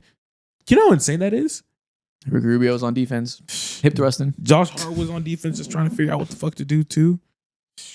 No, that wasn't next year, but still crazy. Was it next year? Yeah, it was 2019. That's when everyone was going. That's when he got better, but didn't win MVP Ah, because Giannis was two-way demon. People still think Harden should have won MVP in 2019. Yeah. That's when he was averaging 40. yeah. Yeah, let's not do that. Don't want to open up those wounds. Okay, Stupid. okay. 2017 Russell Westbrook. Revenge. Good word. This was hard. This is one. There's a lot of words to describe it. This one also, my bad. Not purely, but this one, narrative. Narrative, This for is the sure. definition of a narrative. You're right. And this one is just, I'm gonna use several words. Out the mud. Just like finding a way to get wins with nothing around you. Backpacking is one word. Carrying. That's what this MVP is all about. It was about carrying. The only thing you referenced in this season was who he had around him and the fact that he got his normal numbers with bullshit lineups. Got it done anyways. Pure carry job. Records. Legendary. All of that. Legendary for sure. Aura. This is the most aura MVP. Like he won it because of aura in many ways. Like specifically, like one of his last games that he played this year, he knocked out the Denver Nuggets while also hitting a game winner on them from like 35 he feet. hit that game winner in those orange And jerseys. dropped 50 that game. Yeah. That was a 50-point triple-double game. That was This season's about moments. Legendary. Narrative, legendary moments. You remember where you were for this season. So I'm gonna say overhated, just real quick. Overhated. Because I remember I was making content during that time. The amount of think pieces everyone was getting off on Russell Westbrook and the hate. Yeah. He didn't deserve it. In hindsight, he did not deserve all that hate. Yeah. Respected. That's another one. People will respect the hell out of this season. you have to. It's like this and D Rose. MVPs are probably the most respected MVP seasons in 2016. All right, next one. We have. Oh, wait a minute. There you go. Steph Curry 2016. Unanimous. GOAT. This was one of the greatest offensive seasons of all time. Shooting. Unstoppable. Oh my God. Broken. Broken. I saw he literally, I was about to say that. Bro. He 2K. broke the fucking game. Gamer. Unfathomable. How? Wizardry. Erect. Light skin. Okay, that went the wrong way. Peak. Not Light skin. This might have right. been like the peak of the light skins. the light skinner, you're right. This is the peak of the. Just like as a people. I had a terrible time in life when this happened. Basketball. You're right. In basketball, I don't know if there's ever been a moment for light skins that's better in 2015. Well, they can't say they have the only unanimous MVP. So like, Yeah, it's up there. That is it's hard to very do true. better. It's up there. That is And- very true. This is a season that changed basketball in every way. Yeah. And never mind. But yeah. You better start glazing. No, it's like okay. You go ahead. Go ahead. Go ahead, get off your chest. Go ahead, man. No, it wasn't No, glazed. what's the house? No, it I'm wasn't actually glazed. interested. It wasn't glazed. Get off your chest. Okay. No, it was more like Umar stuff. But Yeah, it was I like- know. I mean, and like you talk about light skins, people are like they're soft and weak or whatever. And like Steph Curry, he's not like some like super strong guy. So it's like the stereotype of what a light skinned dude looks like. Yeah. He is that light skin. So you're saying him and Drake in 2016 made it okay to be soft? Views did come out that year. It did. Control. Feel That's No what I'm saying. Ways and Curry winning MVP came together. It made it You're okay to be right. soft. Controller and one dance, and now you just have these light skins everywhere whining. Like this Yeah. is Whining. this is the peak of light skins. Just as a culture. Yeah, You're right. and that's- Kelly Oubre was at his peak too. Yes, You're right. Because Kelly after- Oubre was at yeah, his peak. he was like one of the first Why is players that in where this you're new like- era. At his peak is just being sexy. Yeah, exactly. Steph Curry made it cool to be really good and to shoot. Kelly Oubre made it real cool to be hot. Exactly. Who's to say which is more important? Next up, 2015 Steph Curry Baby. arrived. arrived. Yeah. I will say Surprising, also. Surprising. Yeah, I can see that. what's the word for like something that came before, like the pre something? Precedent. No, like Preceding? before the main course. Appetizer. This is the appetizer before the 2016 main course. This is just the little drop that you got before you got the full load. This is just the little micro version of Curry you got before you got the legendary season. He said micro Curry. Like this was a taste, and 2016 was the whole load. Oh, Hey, man. yo. Yeah. And- This is the definition of a breakout, basically, is what you're saying. Yes, I agree. But it was This like the is- breakout before the breakout. Like 23 points per game. He was obviously shooting crazy, 67 wins. But we didn't know that another breakout was coming right after this. Yeah. So baby steps. You're so disgusting. I just respect Paul Pierce. 2014 Kevin Durant. It's such a shame that this is his only MVP. But it also makes sense why it's his only MVP. Yeah. When you join Steph Curry the next year, a couple years later, it's kind of hard to win more. Yeah. Your best years are spent next to Curry on a super team. It's hard to win MVPs. Definition of a bucket this year, though. Yeah, Yeah. just scoring machine this year. This is one of the best scorers you will ever see in your life. Everything they say about young KD and how like he was the prototype, had no flaws. It's all true. Yes. It's all true. prototype is just, he's the definition of prototype. You have no idea how many players after this year, well, really it was like 2 years after this, that started to get drafted trying to mold their game around fucking KD. Yes, they're gonna tell stories and make legends of young KD later on when he's retired. They'll Yeah. all be true. Yeah, you got guys like Chet modeling his game after KD. Wemby just a couple of games ago said, yeah, KD was my favorite player growing up. You got the BIs. You got, at one point in time, people thought Jaden McDaniels was going to be, no, Jaden McDaniels. I keep getting them confused. Was going to be like the next version of KD. It's disgusting. Also loved. People forget because he ruined his reputation in Golden State. He was adored on OKC. This is one of the most popular, loved players in the world. I'll go Thunderstruck. Nice. Yeah. Lovely. Type. Yeah. Type. It's crazy because all the plays they're going to say about KD in 20 years, it's all going to be true. Like anything they say, like that's the best scorer I've ever seen. The most, like he can do everything at the biggest bag. Was really the best player. Just yada yada. Like He can. it can all be true. Yeah, complete. Like If you he's go going to back- age so well. If you go back, like it's always crazy when you see these players that are like still obviously super, super effective, but you go back like 5 years prior and you see how fast they were moving. This is now 12 years removed from his MVP. And you see the twitchiness, how high he was jumping over people. Like it's a His different ball guy. handling, how tight the crossovers were, it was How ridiculous. low he was able to get to on those. My He was pulling out goodness. Jamal Crawford moves, like how tight it was. Like, it was crazy. Mhm.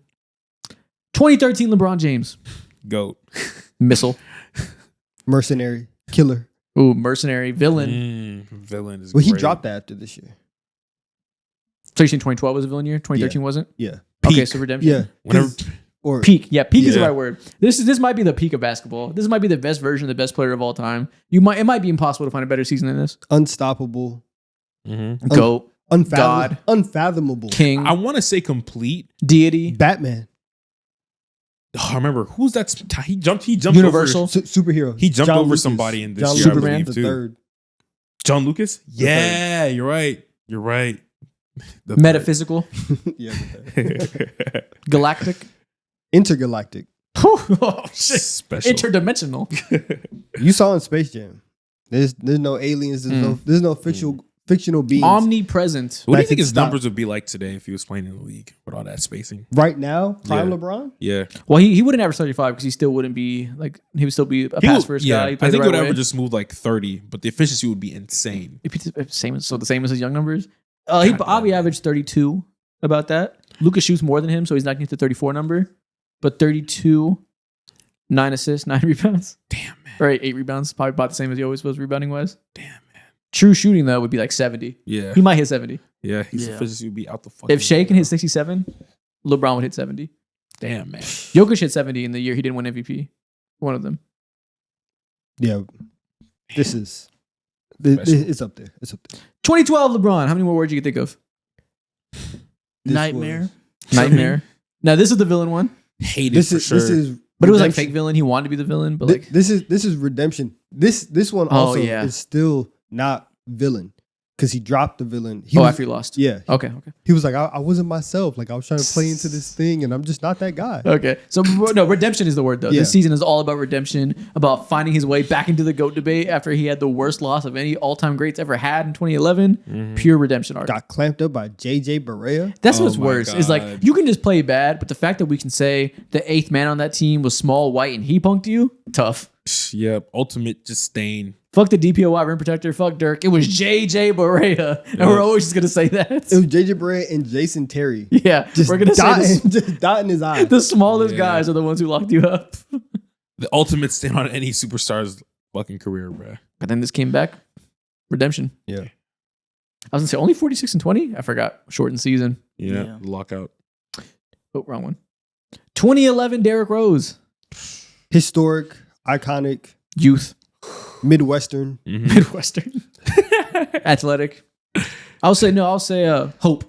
This was hope for the Bulls after the in-between era, after Jordan. They finally had their young hope doesn't lead them to a new generation and have them be contenders for 10 plus years. The new Jordan was here. Yeah, I think when I see this version of D Rose, I'm like, man, explosive. Like whenever you think about an explosive young guard, the conversation always starts with D Rose, and then you go ahead and talk about the Russell Westbrooks, the John Walls, and all that. But it always starts with him. Yep. What could have been? 2010 LeBron James. Oh my goodness. Unit. Just moving different. Oh, vertical. I'll say vertical. The way he was jumping at this time. He's a specimen. Yeah, the way he was driving and dunking, just for ferocity. Tomahawk. Yeah. I'm going headband here.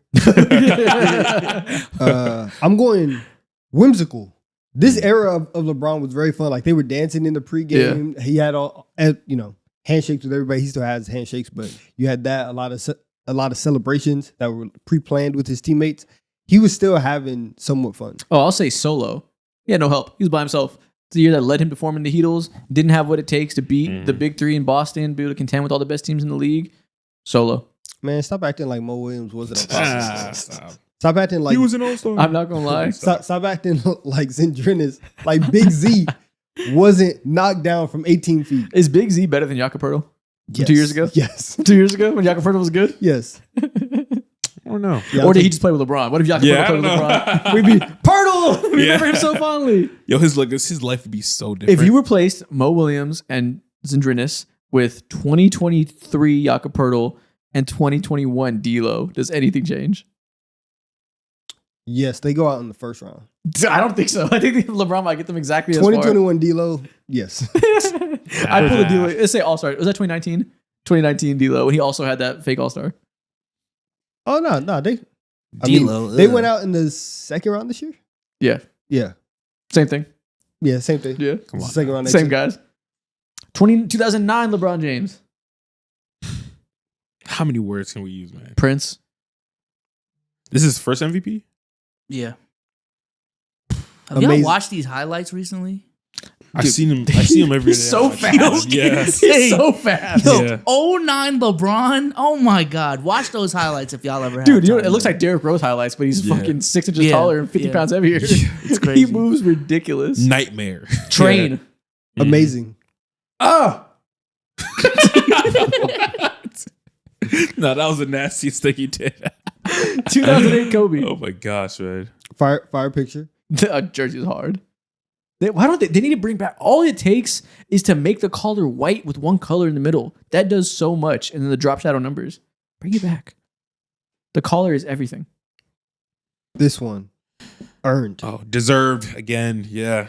Yeah, we're going earned. Right before this, he got robbed by Steve Nash, right? No, people say that, but he didn't get robbed. He was third place. He was third place. He got robbed. Did he get robbed by LeBron? LeBron was second. Yeah, he got Steve Nash. Both? Yes. It's possible. You can use one gun to rob two people. That's what Steve Nash was doing. For multiple years, and they just let this Canadian get away with it. Like, no, Canadian. lock him up. 2008 legacy pick. Like he had to get one eventually. This is his year. He finally got one. Cemented the legacy. He can have MVP. One might say Coby did the robbing this year. Of who? Chris Paul. Man, stop talking, man. That's lies. That's lies. Okay, man. Chris Paul was going crazy that year. That's lies. I will They don't say know about, man. that's a better take than people that say he got robbed the year before whenever he was third place. Hey, I'm a Kobe guy. I don't want to say it, but hey. Now relax. Neither one were robberies like that, but like that was closer to like a Chris Paul could have got I it. wanted to say it for Derrick Rose earlier too, but we went a little bit too fast. But hey, yeah, we just be nice to them Hey. because Derrick was retired, so we just we ignore the fact that LeBron was the best player. This guy doesn't respect hoops, right? There's a lot of them that we're just like, listen, we respect 11, we respect 17. It doesn't matter about the other guys. Yeah, it's cool, man. It's cool. 2007 Dirk. Smooth. Skilled. Pressure. Okay, after 2006, he had a lot on his shoulders. Yeah.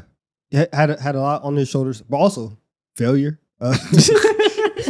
Because he accepted this one at the crib. That's the craziest thing. Failure. You're right. Number 1 seed MVP, Stink. and you get bounced out.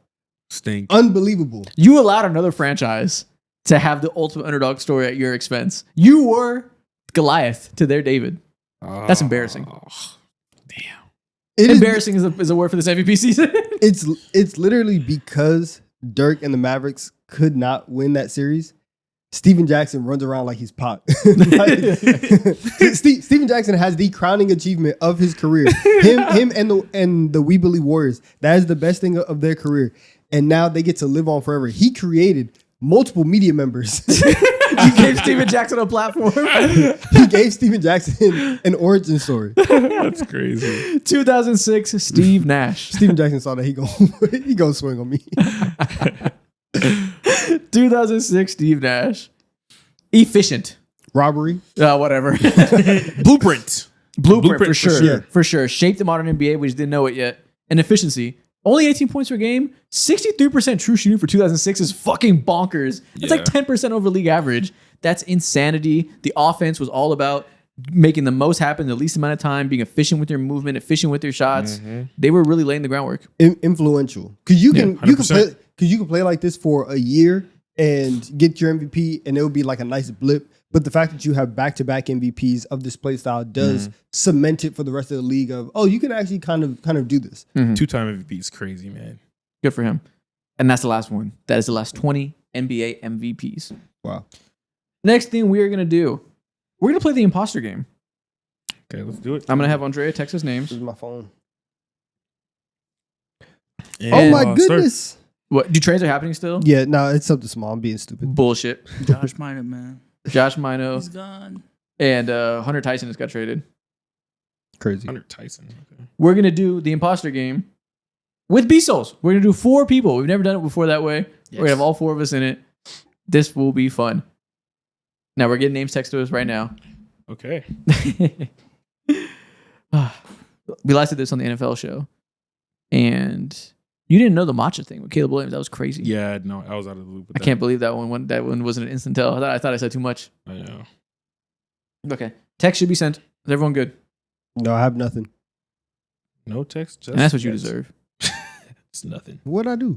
Nothing. You got your text? Okay, there you Okay. go. Got it. All right. So you guys know how this works? I still don't have a text. You'll get it while I talk. We're going to take turns saying a hint about the player. One of us doesn't know the player. Other 3 do. Just text Andre. Yo. Come on. What's the word? Until we can try to figure out who the imposter is. And at the end, whoever is imposter, if they're found out, they have a chance to guess the player. Okay. You got it now? Yeah, I got Let's do it. You go first. And we'll go you, BSolz, me, Mo. Go around the circle. Guard. Okay. Shooter. Shooter. Mhm. Quick. Okay. Guard, shooter, quick, young. I would think so. Yep. Mature. Young but mature. Young or mature? Mm-hmm. Who knows? Somebody might be lying. Yeah, Okay. Short. Okay. Okay. Light. In what sense? Both. You light my fire? You light my You're the fire. star in my eye. Make my life brighter. Okay.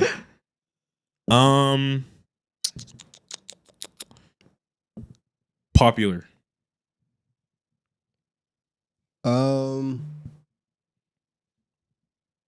Underwhelming. Underwhelming. Mm. How to make it mean. Yeah, we always just say regular traits. Beating around the bush. Somebody had to say it. We do new gen.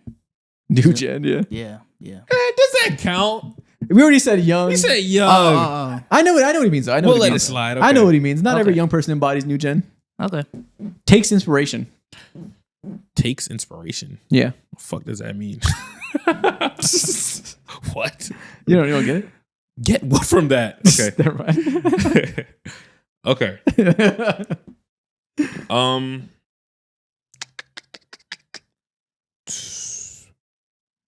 Burner. Burner.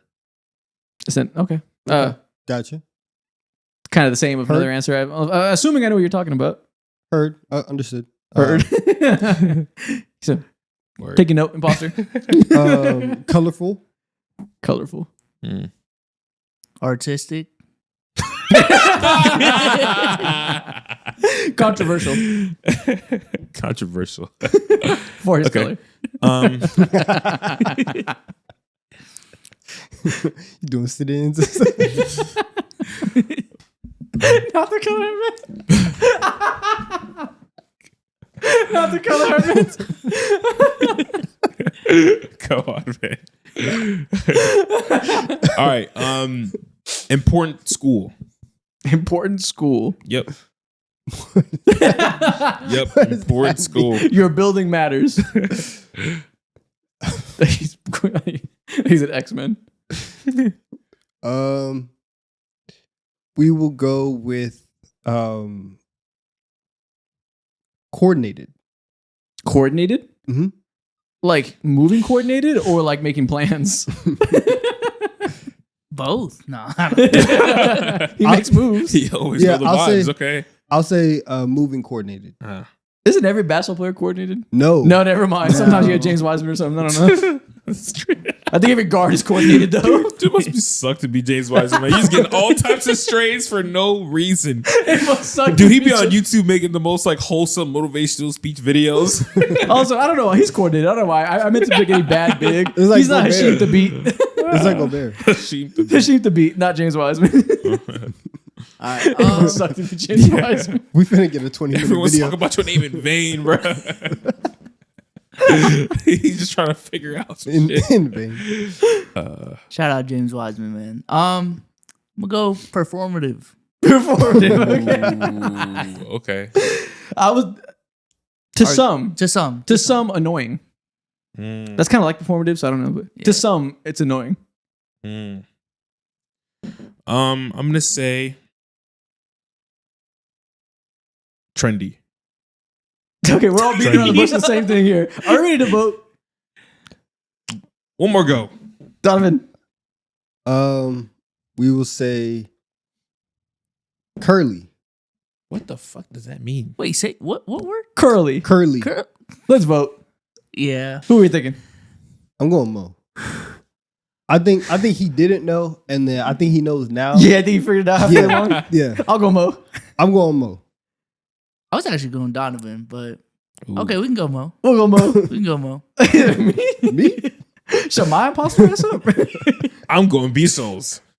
Either way, Mo has 2 votes. Are you the imposter? Nope. That's right, because I am the imposter. What? Damn. You figured it out? Is it Jaren McCain? Yeah. Okay, I figured it out. Damn. You When won. did you figure it out? This is the actual first win. That's crazy. Would you alluded to fingernails somehow? I said Yeah. colorful. Yeah, I thought colorful, and then New Gen. I was like, oh, it's gotta be I Jaren think McCain. you got it because you're talking about like bright and how much he was like a sunshine. I and meant shit. light out of weight, out of skinniness. I was hoping he was small, and then he asked which one, and I was like, I want to say TikTok so bad. Yeah, that's why I said trendy. I was like, okay. yeah, you guys gave it away. That was too obvious. Damn. Let's do a second round. It's very hard to like because he's also only been in the league for a couple years. So it's not like there's like a lot. Yeah. I haven't been the imposter in a long time. I know, and you won. This is the first win we got. All right, cool. That was an easy name too to like figure it out though. So like a lot of Yeah. times are harder. Yeah, we got a lot to say. I almost leaked it, and I was like traded, but I was thinking the same thing. I was hoping I was going to see if somebody said 2 teams. Yeah. I have a feeling it was Jaren McCain. All right, round 2. Texts are coming out right now. Does everyone have it? yep. Okay. Dom, you go first again. Or you want me? I'll go first. I just won. Yeah. Intriguing. Me second. Yep. Okay. I would say he is. You said intriguing. Yes. I'm gonna say smart. Okay. Would you Smart ever? guy. Would you ever say dumb? He would choose up the comments. I wouldn't go that way. I wouldn't go that way. He's not the brightest. Lanky. Spiritual. He is spiritual. Yes. He is spiritual. I'll say 2 words. Must see TV. People not gonna get that. The damn crown eaters. Okay. Must-see TV. Cool. Young. Fresh. I'll go controversial. Nice. I'm gonna go freak. One of us don't know shit, Elaborate. and I have an idea. He's freaky? Yeah. You get that vibe? Okay. Yeah. He does some shit? Yes. I hope not.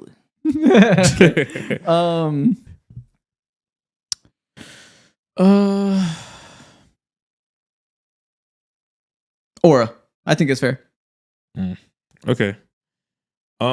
Good team. Uber athletic. Okay. I mean, freaky, uber athletic. safe assumption, but a good assumption nevertheless. He survives. I'm noticing.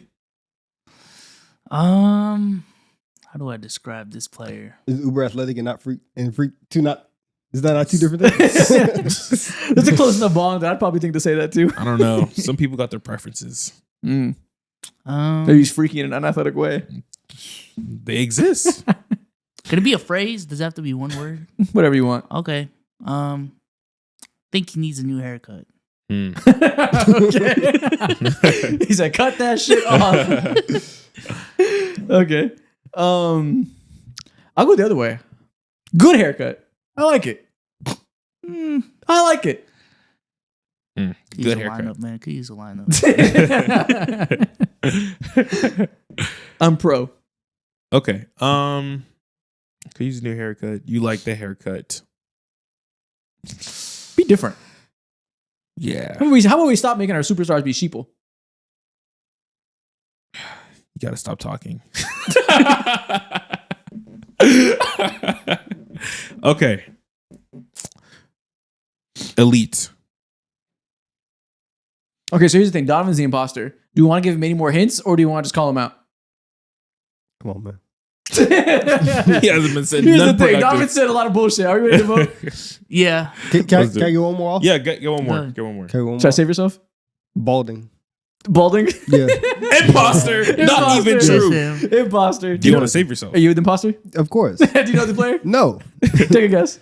Zion. Oh, that was a wrong. Balding was freak. terrible. It's Wemby. He's already bald. Yeah. That's it. It is Wemby. That's funny. He said, what kind of freak are we talking about? Yeah. The last couple of times. He was really locked in with the type of freaks. I'm like, He was This just is a freaking big, out. this is a big hint right here. Freak analysis. the rope. I know I put the robe on.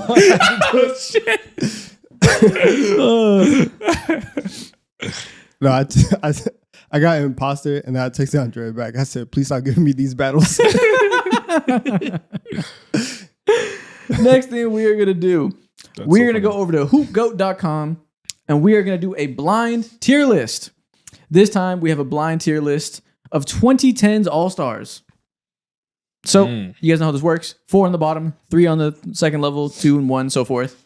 First name up. Again, all All-Stars. 2010s All-Stars. Blake Griffin. This is tough. I I want to put him think in tier 3, but it feels like he might be tier 4. It's they're all All-Stars. He's not one of the 5 best players of 2010s. Never made it out the second round. I think he's tier 4. They're all All-Stars, so I think we can safely go tier 4 and not feel Yeah. too bad about it. Okay. Yeah, just He's the assuming. top of tier 4 in my heart. Yeah. Tim Duncan. 2010s. I think he's tier 3. Yeah, wasn't in his prime, but it's Tim Duncan though. Yeah. So tier again, 3. for 2010s, for like late 2010s, we'll go tier 3. Or do you want to do everybody in the prime, or what do you want to do? No, we'll go. Yeah, prime in 2010, sure. Okay, so we'll do the version of them in the 2010s decade. Yes. Tier 3 is fine. We'll probably get 3 people that were superstars in that year. Still making all defensive team. Marc Gasol. Tier 4. Yep, that's tier 4 pretty clearly. We don't got to feel bad about that. Anthony Davis Fuck, man. This In the is- this may be 2010s. in the top two. 2010s. Fuck, this is hard. Late 2010s, he's clearly better than Tim Duncan. Yes, but he spent the first 2 to 3 years. Wasn't even in the league in 2011. Yeah. Do you know 2012 how and 2013, he's a rookie. Maybe we should Yeah. think about like the best version of that player in this decade. That's probably the best way to think about it. 2017, 2018 AD is one of the like most insane freak athletes at that position that I've seen in a long Actually, we can't do time. just the best version because Tim Duncan was so really good in 2011 or 2012, for instance. So, okay, so we'll weigh him down because the first half of the decade he wasn't on much. And it's not like he was winning in the late 2010s. Yeah. I'm not thinking about winning at all. I'm just talking about you as an individual. Yeah. See, that's the problem. Come on. He was in New Orleans. You went in New Orleans. You want to go tier 3 or tier 2? I want to go tier 2 personally because he was that different. People forget. There was a moment where he also had an argument for like a top 5 player in the world, Yeah. and even in the late 2010s. So we can. I say 3. Let's go tier 3. We'll be fine. I say 3. Klay Thompson, 4. 4. There you go. What? Barely an all-star. Carmelo Anthony. 4. Ah, fuck. Damn. We have nothing in the top 3. We should have put AD number top 2. We should have. Fuck. Do you want to man. put Carmelo 4 next to AD? No. No, 'cause Different, The, no. the second half of the 2010s was rough. It's disgusting. Oh my God, we're fucked, man. Yeah. LaMarcus Aldridge. Oh, this is nasty. Welcome to tier 3. y'all Listen, fucking man. He was putting up numbers the whole decade. He was available. And that's it. Kyle Lowry. Fuck, this tier list is terrible. Oh, you guys. Tier I ain't gonna 2. lie. We could. And Chris Bosh. put Lowry at 1 at this point. Chris Bosh tier 2. He has rings. That's fine. They Yeah. both have rings. That's okay. Okay. Russell Westbrook number 1. That's not bad for one. It's not good. We saved it. We saved it. Had we put We would have been cooked either way. I'm not gonna lie. We had We to were know to put waiting- AD at 1. Dude, Okay. yeah, we were waiting for a Harden, LeBron, KD, Russ. talking about 80 at 1. He deserves to be one. Do you think Russ should be 1? Russ got an MVP in the 20. Okay, in so the cool. 2010s. You're So, right, you're okay, right, so you're we right, should have you're been Russ 1, 82. You're right. Russ is the only MVP here. Tim in Duncan. This is a 2010s. terrible tier list. Let's do another one. I'm not gonna lie. This is damn. This was dog shit. What do we want to do? We can pick categories on I'm here. not gonna lie. That was bullshit. terrible. Damn. Oh, we do have a good trade. A good trade happened? Mm-hmm. Zubac to the Pacers. Okay, so you guys have already heard us talk about that because we're going to add it back on. Damn. Let's see. What do they have on here? Oh, the Clippers saying fuck all this. Light skinned dudes. Light-skinned Light skin dudes. Let's do light skin dudes again. Fuck it. We're going to put these light skin dudes into a blind tier list. Let's do it. Brandon Ingram. If Tier this is- 4. Yeah. Ooh, Well, there's he could probably be tier non all 3. stars on tier in I this think list. it should be tier 3. But also, There could be is this worse. all time? You think? Yeah, if it's all time, I don't know. Probably. Okay, we go tier It'll 4. be safe being tier 3 though. He Brandon Brandon Ingram's Gorilla. just a guy. Like, he's cool. We go tier 4. You ain't made an all-star. You want to go tier 3? I think I want to go tier 3 personally. There's probably 5 better superstars. light-skinned dudes. Yeah. How many? We're going tier 4. Jason Kidd. That's top 3, man. I mean, outside of Curry, if you remove Curry and say we don't get him on here, Jason Kidd could be 1. Sure. So we want to go tier 2? yeah. We're Tier really just 2. waiting That's for Curry. fine. That's fine. Ben Simmons. 4. 4. Come on now. At his peak, good. But Jalen Brunson. He's tier 2. I fear. We Tier 2. should could probably, be edging go tier 3. There's probably 3 Hall of Famers. Brunson might be on that path, but not there yet. Tier 3 is safe. Tier 3 super listen, safe. you give me 2 more years. Maybe, we're in the maybe. hall. Okay.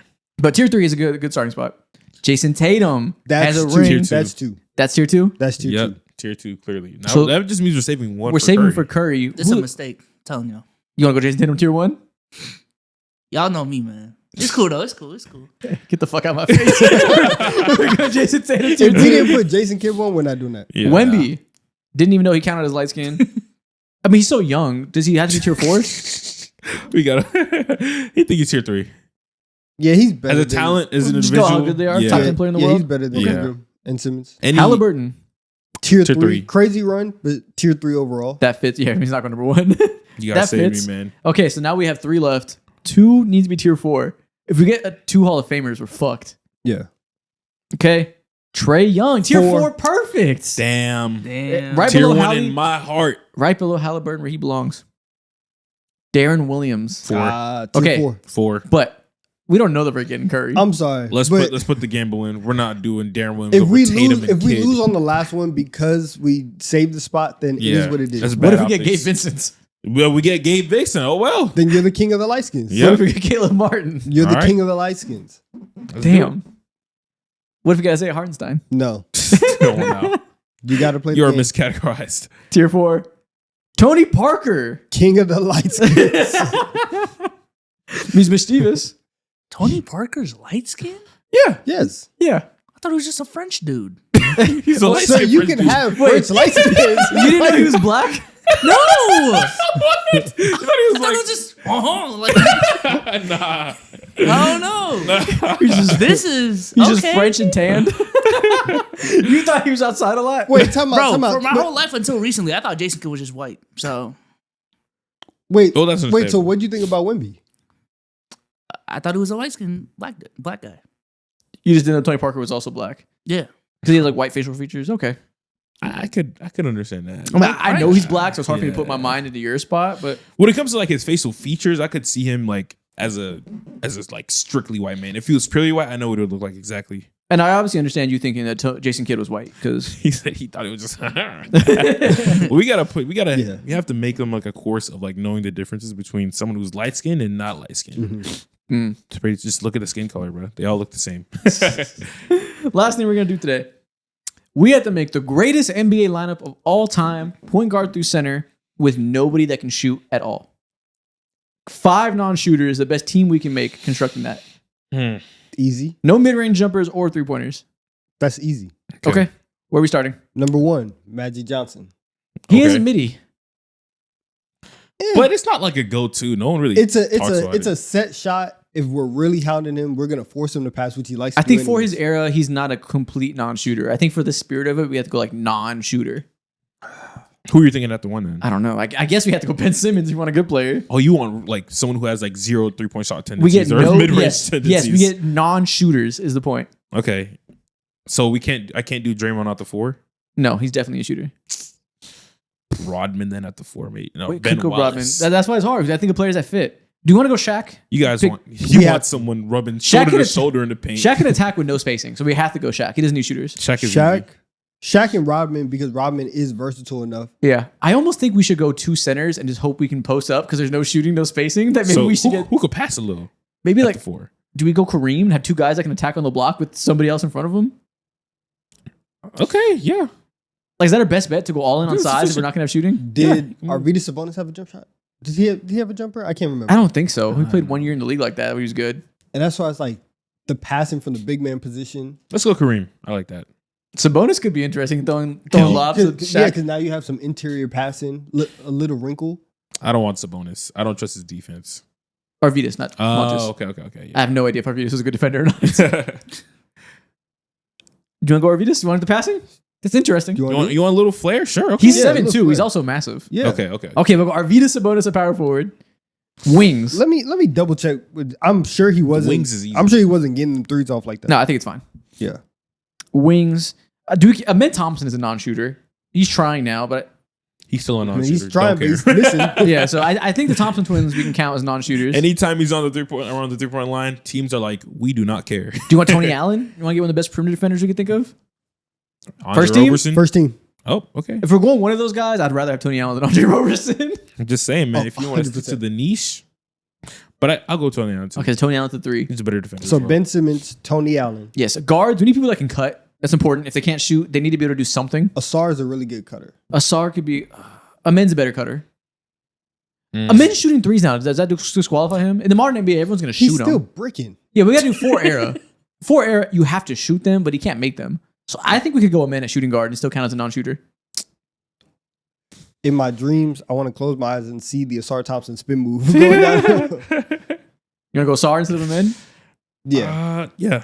He never gets picked. Yeah, okay. Sure. Yeah. Everybody always highlights Amen. Let's pick Asar. He's You're right. special too. Yeah. You're right. Asar at shooting guard. Point guard, we could go Ben Simmons. He's used to playing with bad spacing. Bledsoe. Bledsoe. No, he would shoot. It'd be like 29%, but he would shoot. Was You can't Penny go Hardaway Bledsoe. a shooter? Like enough in mid-range? I wouldn't. I From wouldn't go mid-range, Penny. you Yeah. probably get enough. He has that spinning jump shot. He probably can't pick him. Young Jason Kidd? Just Like, one highlight. Young Jason Kidd. can we go Rick young Jason Kidd? He couldn't shoot a lick. Young Jason Kidd's good. I think if you have a nickname where they make fun of you not having a jumper, I think that's fair. Okay, Ace and Kid can make our list. Yeah. Not Jason, only Ace and Ace and Kid. Kid. Ace and Kid, when he was co-rookie of the year, he wasn't shooting even a little bit, was he? No. That's crazy. Because even Magic as a rookie, he still had his little mid-range.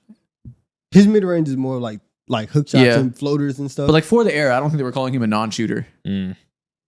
no, but you're not even looking for like shooters at that point. Yeah. But so if we go Ace and Kid, Tony Allen, Asar, Arvidas, and Shaq, Yeah. it's not Is bad. that the best non-shooting team you can think of? It's not bad. Not terrible. Not terrible. Or we could just go Shaq, Kareem, Arvidas, And just go bigs. Ben Wallace, and Ben Simmons. Ben Simmons. Yo, that's the worst brand of basketball I've seen in my life. Which team is better? Okay. And that is the end of TikTok time. That's all I got for us today. Okay. If people are still here, comment. Shout out BSolz. Our first episode with our producer in the room now. Actually, he's been here for about a week now. He hasn't been on the mic. I told you I've been in a cuck chair this whole time, listening to all this Celtics slander, dog. He will be here from now on, growing with us, being a new core part of the show. New era. Yeah, I'm excited. I'm excited. More Boston Celtics slander on the way. Welcome to Eater territory. Oh yeah, we will hate on the Celtics like never before. So now we have someone to say it to their 100%. face. I only hate on the Hawks. He's right here, so I can get my shit off. Now he's here. It's Right. beautiful. I love it. We're here, man. And we'll see y'all on Monday.